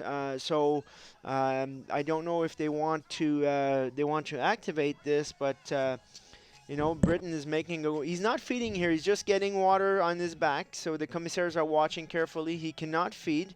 But you saw the mechanic here dropping some water onto his back just to cool him off. It's hot here, guys. It's over 35 degrees, probably 37, and you know, very humid. So interesting dynamic here. We could see a lot of changes should this man Rob Britton of Rally Cycling lap the peloton or the tail end of the group. That could mean the end for the whole Silver squad. Yeah, well, I mean, that's still not done yet. I presume that once the broom wagon passes in front, there's always the possibility, obviously, for the riders to react and not get caught. Right now, we've heard over Radio Tour that the lead car was approaching, but with the images that we get here, it doesn't seem to be that close. So whether or not that will happen remains to be seen. We still have about a lap and a half, 1.5 lap to be completed. So that's about 14 to 15 kilometers into this race. And as you see, Rob Britton here, he's really gunning for that victory. I mean, there's still a decent gap here with the back of the group there, but definitely Rob Britton is going for the solo win. And you know, Matteo Delsin of Rally went for a solo win at Mégantic, and to show the colors of Rally. Rally, who's podiumed as well in the they had 2 guys at Mégantic on the podium. They had 1 guy in the time trial with Matteo Delsin. And you know, now they're going for another victory, so that could definitely be possible. I'm pretty curious to see what is the new gap. We haven't had a gap for a little while now, but the last gap that we had was 1 minute 45 seconds in between the group of Jordan Cheney and the group, the chase group of Ans Flexus. And as we've pointed out, the gap in between those two riders was 1 minute 47. So we could, even though we've been focusing a lot on Cheney, Burke, and Swerble, it could actually be Flaxus from the Olovesco that could take the overall if that peloton doesn't react quickly. Yeah, absolutely. So it's gonna be interesting to see to the finish line. But yeah, Rob Britton here is showing a lot of strength. You know, if we talk about Mr. Flaxus from Holovesco here, he's been riding UCI Continental since 2012. Started his career with the Chipotle First Solar Development Team back in 2012. Made the jump to Bontrager in 2013. He's been with Incapi Racing Team since 2015. The team changed name 2016, so he's been with that squad for 3 years now. 3 years. His top result, well, he finished second at the stage in Alberta at the Tour of Alberta in 2016.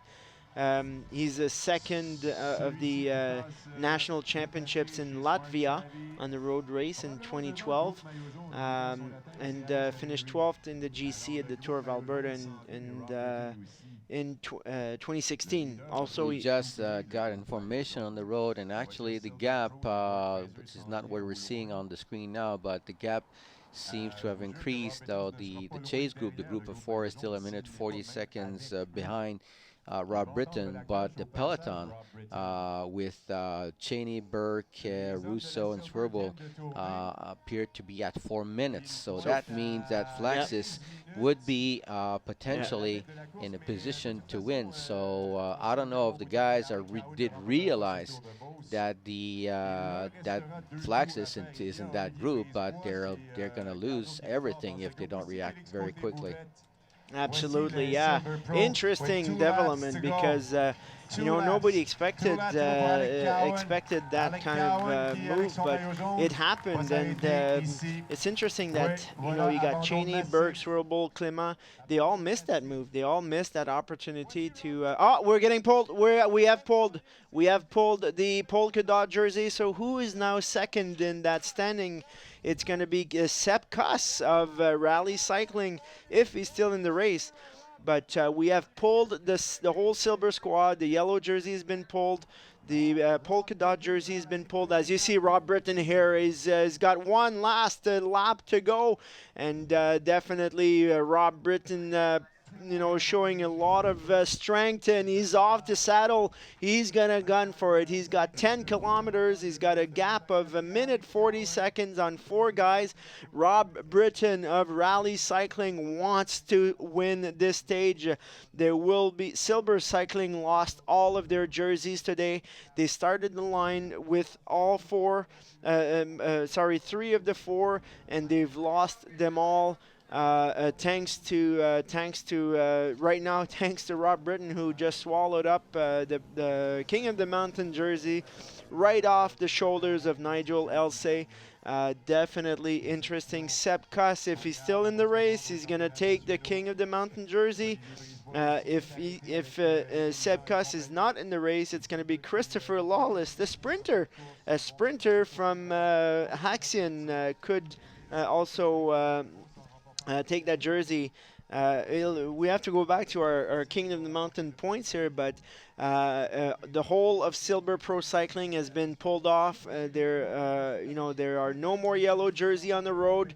The virtual jersey right now is Flaxus of Team Olo Wesco Citadel, powered by Hincapi Racing. Interesting dynamic, Louis Barbeau. Yeah, and we still have that first group where we have Flaxus, who's at 1 minute 40 seconds. There's another group of 3 riders that is chasing them down, with 3 riders which are number 5, who is Fraxilnikio from the Belarus, who's also from the Olovesko's team. There's number 23 in that group, which is Christopher Jones, and number 73, who is Steve Fisher. And apparently the peloton behind has completely exploded. So it's so we apparently the chase group is of 9 riders. We'll provide you with the final. Oh, there's 4 riders actually, and there's a group of 9 riders. So number 5, 23, and 73 have been joined by 6 other riders. In the chase group, in the second chase group. The second chase group. The question is, what is the gap in between that second chase group and the group of Flaxus? Because the overall win is gonna be settled there. Absolutely. Now, Team Incapi or Team Olowesko Citadel, powered by Incapi Racing, is definitely now very excited. I think they're watching this webcast, and all their friends are watching this webcast, and maybe we're getting some Latvia supporters now that Flaxus is up there in the virtual yellow jersey. Very exciting, very sneaky, very nobody expected Flaxus to come out swinging today, but he stayed calm and just was part of the right moves, and nobody saw him as a threat. Nobody saw him as a contender to take the yellow, but things are changing here very quickly. So here's the current situation, Guy. The group, second group on the road, we have the leader Britain, then we have this group of 4 riders, including Flaxus, but then we have a group of 10 riders who is 4 minutes behind Britain. And to that group we have Campagnoni and Krasilniko from Olovesko. We have number 23 with Christopher Jones from United Healthcare. We have number 33 who's Jeffrey Curran from Action. Number 61 Bruno Langlois from Garneau Québécois, and number 73 Steve Fisher from Canyon Bicycle. We have number 82 Jordan Cheney from Jelly Belly is in that group. Then we have number 94 Jack Burke as well. Then number 131 who's Brett Wachton. Because that would put him in the yellow jersey, because he's ahead of Flaxus in general classification. So if you're sure it's number 4 Campananoni, he's ahead of Flaxus. But he's not in the group with Flaxus. Oh, he's not. He's in that 10-man chase. Okay. Along with Jack Burke, Jordan Cheney. Okay, yeah, sorry, definitely Flaxus now. So the big question now, since we're in the last lap, will be Britain. That seems to be pretty settled. He's gonna win that final stage. Now for the second and third place, because there are time bonuses at stake here. That should probably be in that group of 4 riders. That includes. So Britain takes the 10 seconds. Mancebo and Flaxus. Britain is going to take the 10 seconds, but in this case, it doesn't mean anything. It doesn't mean, yeah. So then the question will be, how far back will be the group of 10 riders behind Flaxus at the finish? Because they need, in order for Jordan Cheney to win, he needs to be within 1 minute and 47 seconds now. That's without taking into account the time bonuses. So it's going to be very interesting, because right now what we have is 2 minutes 15 seconds, and I'm sure that they now realize. I'm not sure that they did at the time, but they do realize now that the big threat is not within their own group. The threat is up there at the front, and the threat is called Hans Flaxus. He's from the Olovesko team. Absolutely. I mean, Rob Britton is on his way to winning his first stage at the Tour de Beauce, and his career first victory here. He wanted it bad. He wanted it bad entering this Beauce. He wanted to show what he's made of, and he wanted to show the world that he's ready, that his form is back, that he's definitely on form. Rob Britton, that would be his first win of the season for Rob Britton. He's been second at the Tour of California. He's been second at the Joe Martin stage race. He was fourth here at Tour de Beauce in the time trial.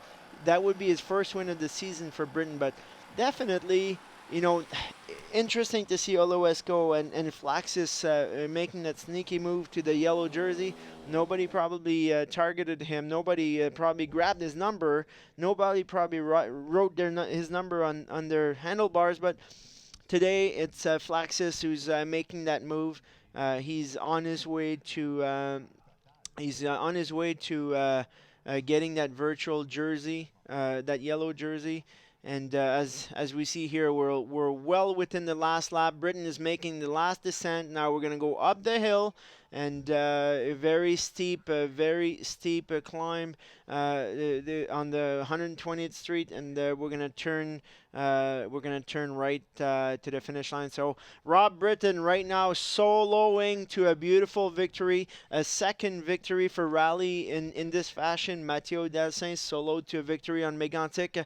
Rob Britton, the young gun from Calgary, is definitely making a strong statement today about his form. Louis, what do we know from the race radio? So the other thing as well that might come into play is that Andres Flaxis got 1 second and a time bonus in the last intermediate sprint, so that could, at the end of the day, that could have possibly some impact, but we still have to wait for the final gap. We have now 3 minutes 50 seconds. It seems as though the peloton is reducing slightly that gap, but it's going to be very, very close. They have to come to really reduce that gap. All right, so Flaxis, I think he's starting to feel. I think he's starting to feel it, as we see beautiful images from our moto camera here. Rob Britton climbing his way up, climbing his way up to a solo victory at this fifth stage of the Tour de Beauce, 32nd Tour de Beauce. Rob Britton definitely looking strong. You can see his shoulder is not swinging left-right. He's got some juice left in the tank. Rob Britton had a great breakfast this morning and is soloing his way to the victory, followed by the commissaire car and Team Rally. Of course, feeding is done, but you see there's a sign on the group there. I'm not sure if it reads 5K, 4K, 3K to go, but definitely Rob Britton is looking strong. No one is contesting his victory right now. And the young guy from the young rider from Calgary, racing with Rally Cycling, is making a strong statement here on this day. So we just have the last gaps is 1 minute 30 seconds for that chase group. That includes 4 guys. That includes Flaxis. But then the peloton of 10 riders is at 4 minutes 50 seconds. So Flaxis, it appears that Flaxis from the Olovisco team, Citadel, powered by Inkepi Sportswear, is going to take the overall. So what a surprise. He was, prior to the start of this stage, he was in 8th position. Reminder that this athlete, though he is racing for an American team, comes from Latvia. He was at 2 minutes 13 seconds from the lead coming to this final stage. Absolutely. He was a little back in the standings. He was entering the stage. He was 2 minutes and 13 seconds. So I think people didn't really paid a lot of focus to this guy. They probably paid more attention to Ruben Campignoni of that same team, Oloesco. But definitely Oloesco here. They came as the #1 team in the UCI America ranking. They come with the #1 rider. They failed to win a stage, and I think they want to redeem themselves today. They had a beautiful tactic. They had lots of guys left. The whole team was left as we started the race. Everybody was here.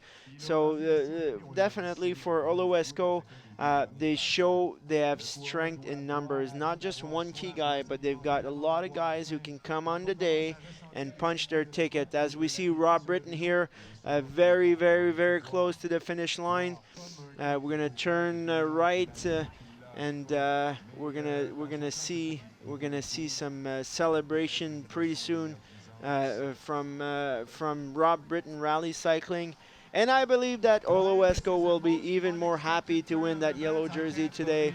Andres Flaxis of Latvia is right now your virtual leader. He's the one that's going to take this 32nd edition of the Tour de Beauce. Obviously, he's 26-year-old from Latvia. Was born in March of 1991. He's had some interesting results in his career, but especially in Alberta. Loves to race in Canada because he was 12th in the GC in Alberta last year. Fourth of the national championships of Latvia in a road race in 2013. So definitely this young guy from Oloesco Citadel, powered by Incapi Racing, is looking to take this yellow jersey today. Obviously. All right, so we will soon leave to Louis We're going to soon leave Louis Bertrand describe the finish for us. We'll get more indication, but Rob Britton is Ils vont amorcer leur on his dernier way tour, to ceux-ci. victory today here at the Alors que Rob Britton va bientôt terminer sa stage course, il est à 5 moins de of 2 the 32nd km. edition of One the Tour de Beauce. lap An to go. exciting race, Louis. Dernier tour. Race Dernier that, tour pour a lot of Bennett things Gervais. that Un tour à happened. faire et Gage We Hecht. expected to have Avec a Connie very hard Topping, je race, pense, chez Smart hardly Savvy fought Garneau. race, but Alors, definitely not to Britton have s'en that vient much movement. et on va déclencher le chrono à Fortunately son for arrivée pour Silver, être bien didn't certain que came Hans out Flaxis as how they planned, aura but eu le meilleur sur nevertheless, a Jordan great Shane race.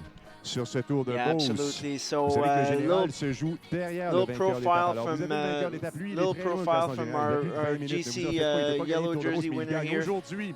Et c'est un All right, exploit so en we're soi, being surtout asked dans to, la manière. we're going to transfer to the finish line Alors here qu'il y a where une Rob BMW Britton was going grise to qui ne cross sait the line. absolument pas où elle Louis s'en va sur ce Bertrand is parcours. À taking gauche, à over. droite, rentre dedans, en plein milieu, bing bang, tant pis pour l'accident. Il est complètement dérouté. Il a été victime d'un coup de chaleur au volant. Et voilà, il repart dans l'autre direction. Eh bien, on ne sait plus où donner de la tête, ni du volant. Aussitôt arrivé, aussitôt reparti. Adieu, bye-bye, ma BM. Fuck that.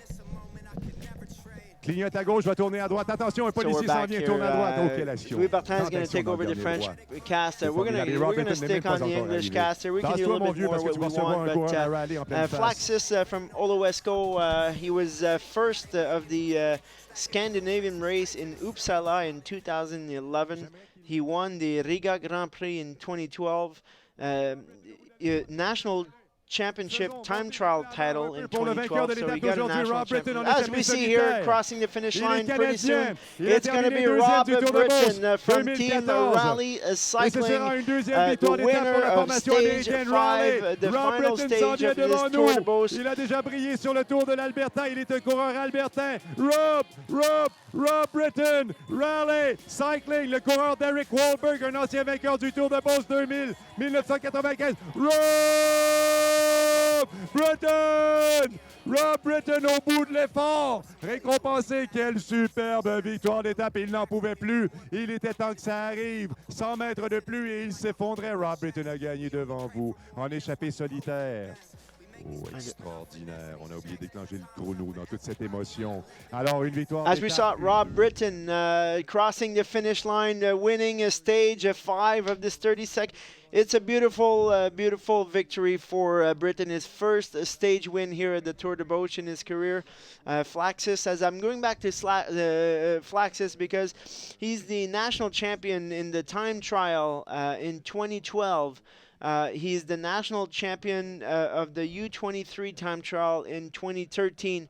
He finished second of Tour of Alberta, the time trial. He's the national second national championship of the road race in Latvia. I mean, that's all national championships. But he's got a beautiful pedigree in Latvia. He's dominated some national championships there. He's on the podium at regular intervals throughout his career. At the Tour de Beauce, he was fifth of the TT 2 years ago. This year, he was eighth in the TT 2 years ago. And Louis, we got some more information. Yes, apparently the group of 4 riders that was chasing is now down to 3 riders, but we still have number 6 Flaxis who's still in there, along with number 77 Mancebo and number 121 from the Dominican Republic. And then number 3 is not that far back. But the question now that remains is, what is the gap in between that group of 3 riders and the main peloton? That gap was over 2 minutes, and that would be more than enough for Flaxis to actually win the overall classification for the Tour de Beauce. But that should be confirmed very shortly, as the riders will be coming to the finish line very, very shortly. Absolutely. So it's going to be very interesting to see. We've got a race here now for the yellow. Flaxis is your virtual yellow. He's on his way to winning the Tour de Beauce. There's Jordan Cheney, Jack Burke, Keegan Swirlburl, Clément Rousseau. They're all fighting to narrow that gap now with the virtual yellow. A beautiful stage, an exciting stage. Nobody could have predicted this today, to have 4 races within the race. Nobody could have predicted the yellow being pulled for Ordelais for time cut. It's unbelievable what happened today on stage 5. Yeah, and I'm not sure, we're following that group with the red jersey, but I'm sure that by now Flaxis has probably come to the finish line. So I'm pretty anxious to see what are the gaps in between that rider and this group here, the group with the red jersey that's been worn by Jack Burke, and that group also has Jordan Cheney. But that group was from the last information we got, was more than 2 minutes behind, and that means that Flaxis apparently would win the Tour de Beauce. But again, this all needs to be confirmed. Is Carpenter's in that group, isn't he? Number 3. Carpenter was in he was in that group. He was actually in that, but not. He's kind of in between this group and the chase group of 3. I'm interested to see what's going to happen in the points race. Ultimately, at the end of the stage, still lots of points to be had. So, we'll have to see for the white jersey. We know the polka dot jersey was pulled off Nigel Elsay's back. He got pulled from the race. You need to finish her. Is that Clément Rousseau here crossing the line? Clément Rousseau on an attack of that group. He's going to try to. Yeah, that is Clément Rousseau. And now we see the sprint. We see the sprint of the other guy. So Clément Rousseau. I'm not too sure who that rider was, but we see now the sprint for that group. Yeah, and we've just been confirmed that for the second position in that stage goes to Diego Milan Jimenez from the Dominican Republic. Yeah. He rides for the Inteja team. Oh, that was it. And third into that stage was Francesco Mancebo.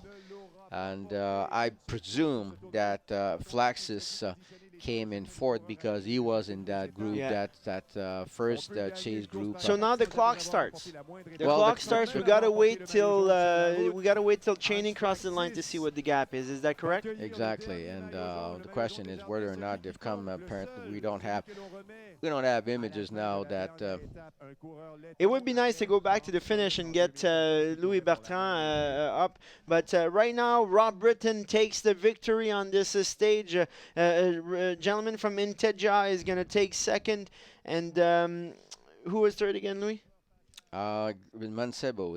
Francesco Mancebo finished third of the stage, but Flaxis from Oloesco has crossed the line. The clock has started. We're going to wait to see at the start-finish line what is the gap between him and Jordan Cheney of Jelly Belly for the coveted yellow jersey for the race win, the overall general classification. What is the gap now with Cheney, Burke, and Swirlbull? We'll have to get some information from the start finish line. But what a beautiful 32nd edition! Absolutely, ups and down every week, Well, as every to be day. expected, we started the stage, and from the get-go, it went very hard, and you could tell that there is because the general classification was so close. There were so many teams involved, even though in the first stage there was a lot of riders that were totally out of contention. That allowed to have various races taking place. You had obviously riders that had nothing to lose that were going for stage wins, and that's what Rob Britton did. He took advantage of the fact that he was very far at GC and had an amazing race. So to win, he left with almost 40 kilometers to go on his own. Got that win, so that's great for Rally. Rally who lost a few riders during the week, including Pierre Ignaud, who was sick. Then you obviously had to fight for the yellow jersey. Silver did their best. Unfortunately for them, they left too much energy on the road over the last couple of days. It's a very young team, young, talented team, a team that's been developing some new riders. Unfortunately for them, they weren't able to defend Alec Cowan jersey. And then you had other teams that were still in the run. Here's we see that group here, from with Jelly Belly. That was Swirlburl, who just crossed the line.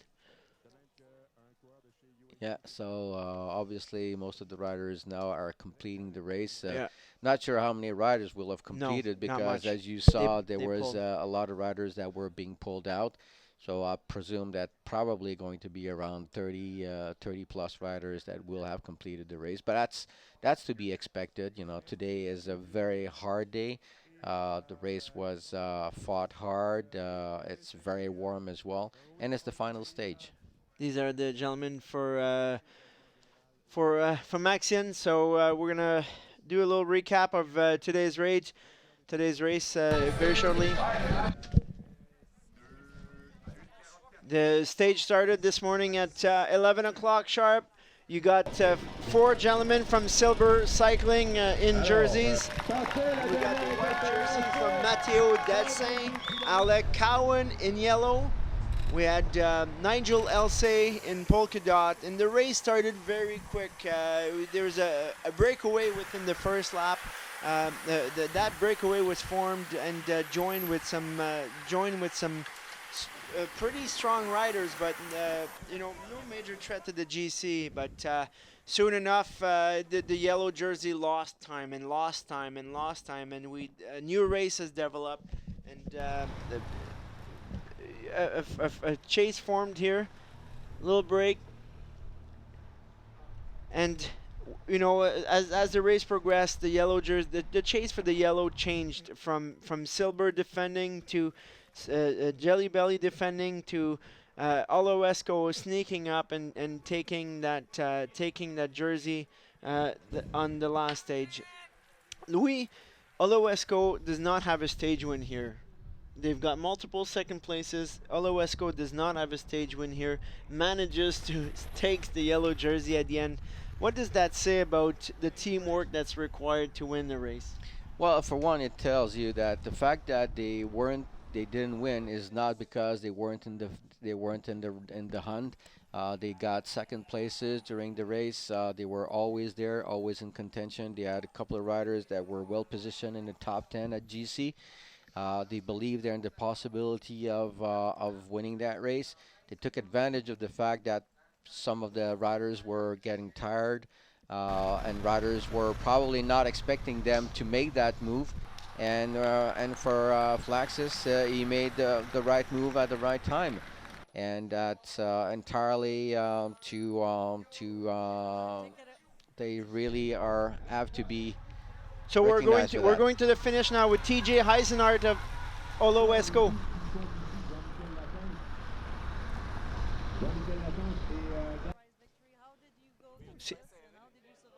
Seems like we're having technical difficulties. The heat wasn't a problem. We have a great team staff out there in the feed zone giving us ice packs, so that helped a lot to survive the heat. And then in the race, my teammates helped me a lot to save their legs. They were looking out for me and brought me back to the front after my time so I could save the legs for the final. And then in the end, I bridged up to the break, and my teammate Robin Carpenter was up there. So he just rode for last 2-3 laps just so I can save the legs for the last bit and just made that gap bigger. So it was all teamwork. Well, everybody was quite impressed and were surprised today, so congratulations. Thank It you was so quite a much. race. Yeah, thank you.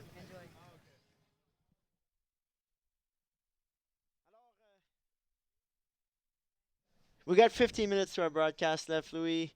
The Tour de Beauce, a staple on the UCI America Tour.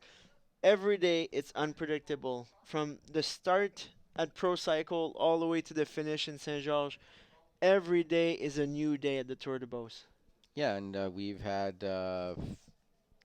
four stage, four or five different lead riders wearing that leader jersey, and finally at the end of the race we have a new leader jersey who actually wins that race with Hans Flexis, the athlete from Latvia, riding for Olovisco. Great performance on their part. He came into that final stage. He was sitting in the eighth position, 2 minutes 13 behind Alec Cowan. He had one of his teammate, Ruben Campagnoni, who was at 1 minute 44 seconds, rider from Cuba, sitting in seventh position. Silber did great job all week. Today's stage was one little too many. Alec Cowan, unfortunately, not able to hold on to the yellow jersey. Then we had this. We thought that we'd have a fight at the end between mainly between Jelly Belly, Iovelo, and possibly Team Saint Etienne, who were the athletes that were best positioned in the overall classification, or were all into that 28 riders group that was able to manage. But then that breakaway, first from Britain, and then that second group with Mancebo and mainly Flaxis, who managed to pull away and create that significant gap that enables Flaxis to win at the end of the day. Louis, if you're Gord Fraser at this moment, everybody's back at the hotel. What what kind of team meeting do you have after the race? What kind of recap do you say? What's the message you send to your troops after obviously a very disappointing day for Silver Pro Cycling? Well, I think that you have to look at what they've achieved during this race. They won two stages. They had two different riders wearing the yellow jersey. They did their job. They're a young team. They're an amazing team. I think that what they did is obviously it's disappointing, and there is nothing that you can say that will take that away. But I think that Gord and everybody on that team needs to be proud of what they've achieved, and they have other opportunities. But they definitely they assume the work that comes and the responsibility that comes with wearing the yellow jersey. Just wasn't the right day for them today. Awesome. As we go back to the finish here, seeing Rob Britton, the man of the day, solo attack for close to 30 some kilometers, soloing to a victory on this very difficult urban circuit. Probably one of the most difficult circuit there is to win here in North America.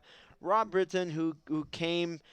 Took a few weeks off after California, where he had really, really big success, and showing the world that hey, I'm in form. I can win, and he just proved it today.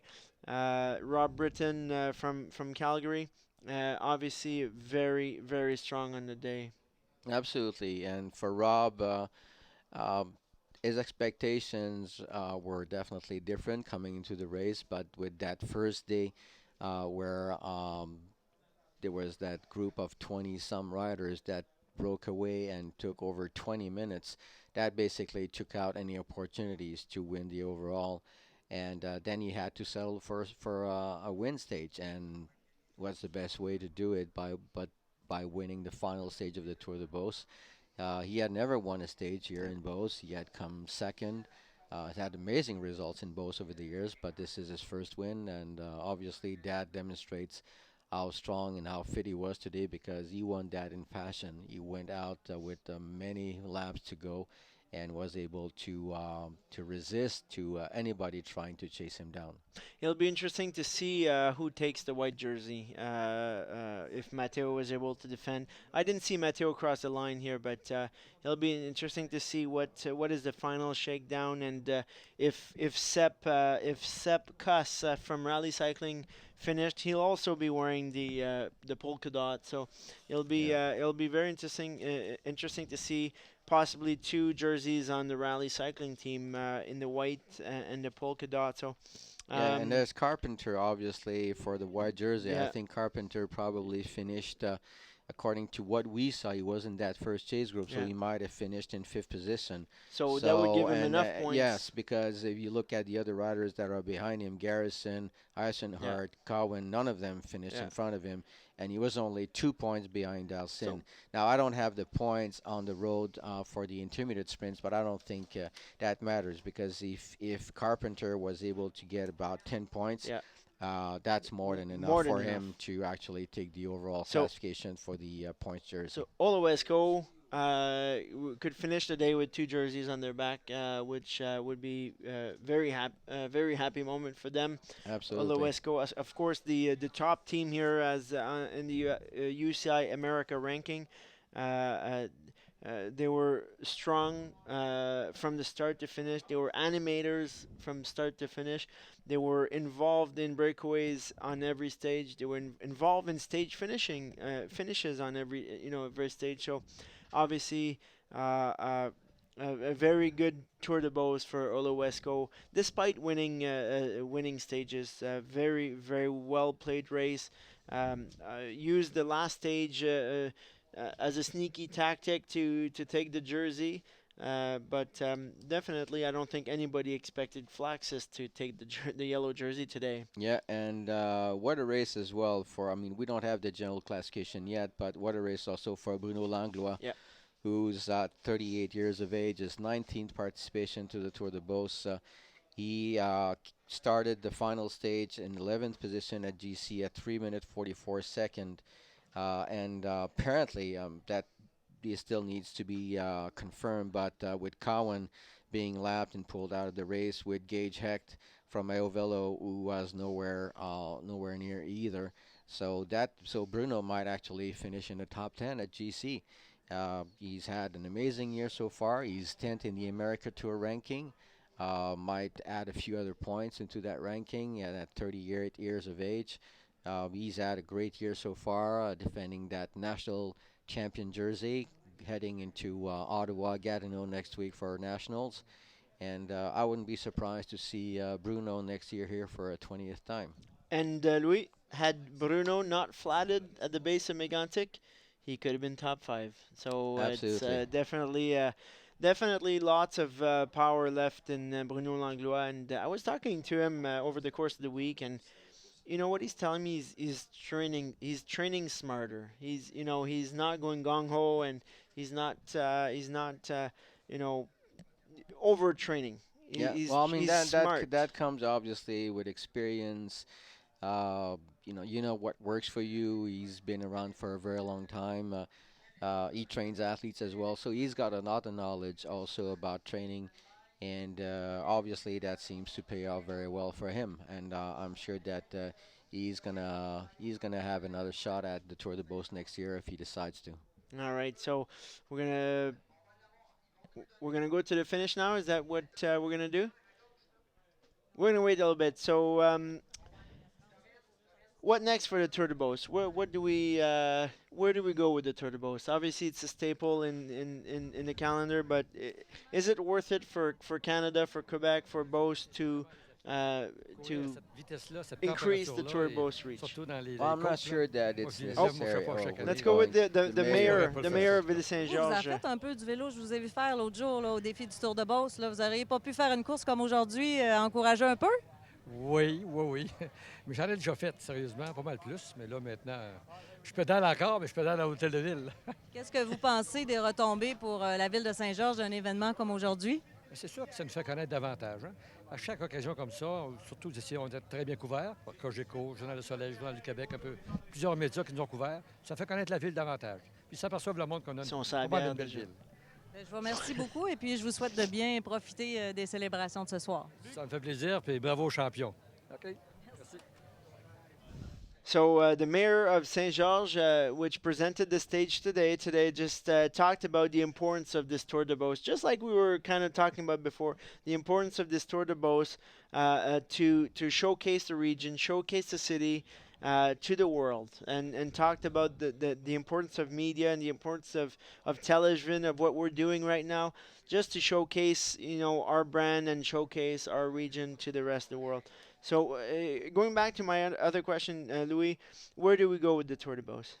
Well, I mean, the tour has been there for a number of years. It's 32nd edition from 1986 to 1991 included. It was a provincial race. After that, they went on the UCI calendar. It's a 2.2 event. There's been discussion there as to whether or not that race should be made into a 2.1. It's definitely got the credentials and the reputation to go up there. But is that something that both from an organization standpoint and Cycling Canada really want to go for that? Right now, there are teams. If you're looking at the 15 teams that are here, there's probably 3 or 4 of them that are not UCI teams. That wouldn't be admissible if that was a 2.1 race. On the other hand, if it was a 2.1 race, there's a lot more points at stake. That means that you could probably attract more teams, even some teams that are on the World Tour. But then that comes at a cost as well. So it's always balancing that. I think right now the tour is very well established. The most important thing is to ensure that this event stays on the calendar for another 15, 20 years. And because it's an amazing race, and it's absolutely essential for the development of cycling, both in Quebec and in Canada.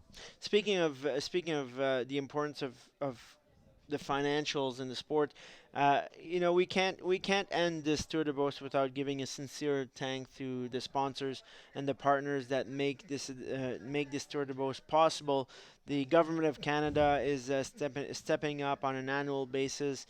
The government of Quebec as well, le gouvernement du Québec, le mouvement Desjardins, who's really keen into cycling and to supporting the Tour de Beauce. Hydro-Québec. Hydro-Québec, who is the power supplier for Quebec here. ProCycle, which owns, manufacture and builds many bike brands such as Rocky Mountain, and Le Georgeville, the hotel who welcomes us. It's been an absolutely beautiful Tour de Beauce, filled with ups and downs, and every day we saw some surprises. And that began on the first day, really, when the peloton finished 26 minutes behind. That created the opportunity for a lot of stage wins and a lot of surprises and a lot of GC changes. With youth and lack of experience in defending. Silver Pro Cycling shined throughout this Tour de Beauce. They won stage 1. On stage 2 at Mégantic, they were able to do some good things there as well. On the time trial, Silver Pro Cycling won with Alec Cowan, took possession of the yellow jersey, defended on the evening stage in yesterday's crit. Today, unfortunately, they lost it. That's it for us here, gentlemen. We're going to go off air in about 30 seconds. We see the podium for the day, Mancebo. But I really want to thank Cogeco Television for their technical expertise and for making this webcast possible. It's really it's an amazing opportunity to showcase the brand. Francis Rancourt and his team at the Tour de Beauce organizing committee, they do an exceptional job every year. Every year they do an exceptional job. So really want to thank them from their work. All the partners which I just named, thank you very much for your time. Most importantly, thank to all the volunteers who make up the shape of the Tour de Beauce. Without them, there would be no Tour de Beauce.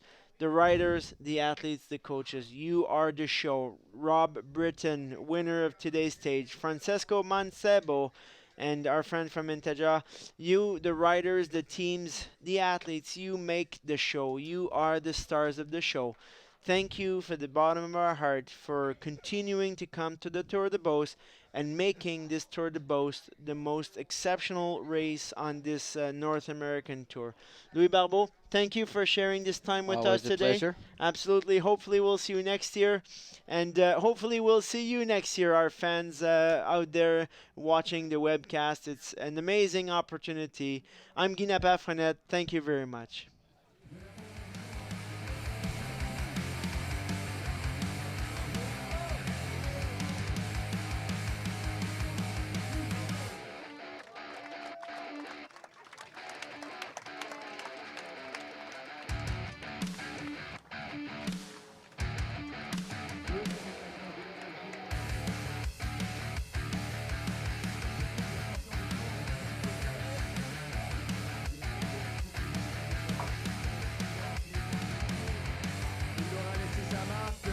Le maire, ce maillot rouge, le Georges Ville, le plus placé, c'est ceux qui n'auront pas 23 ans pour l'année, les U23, les coureurs espoirs.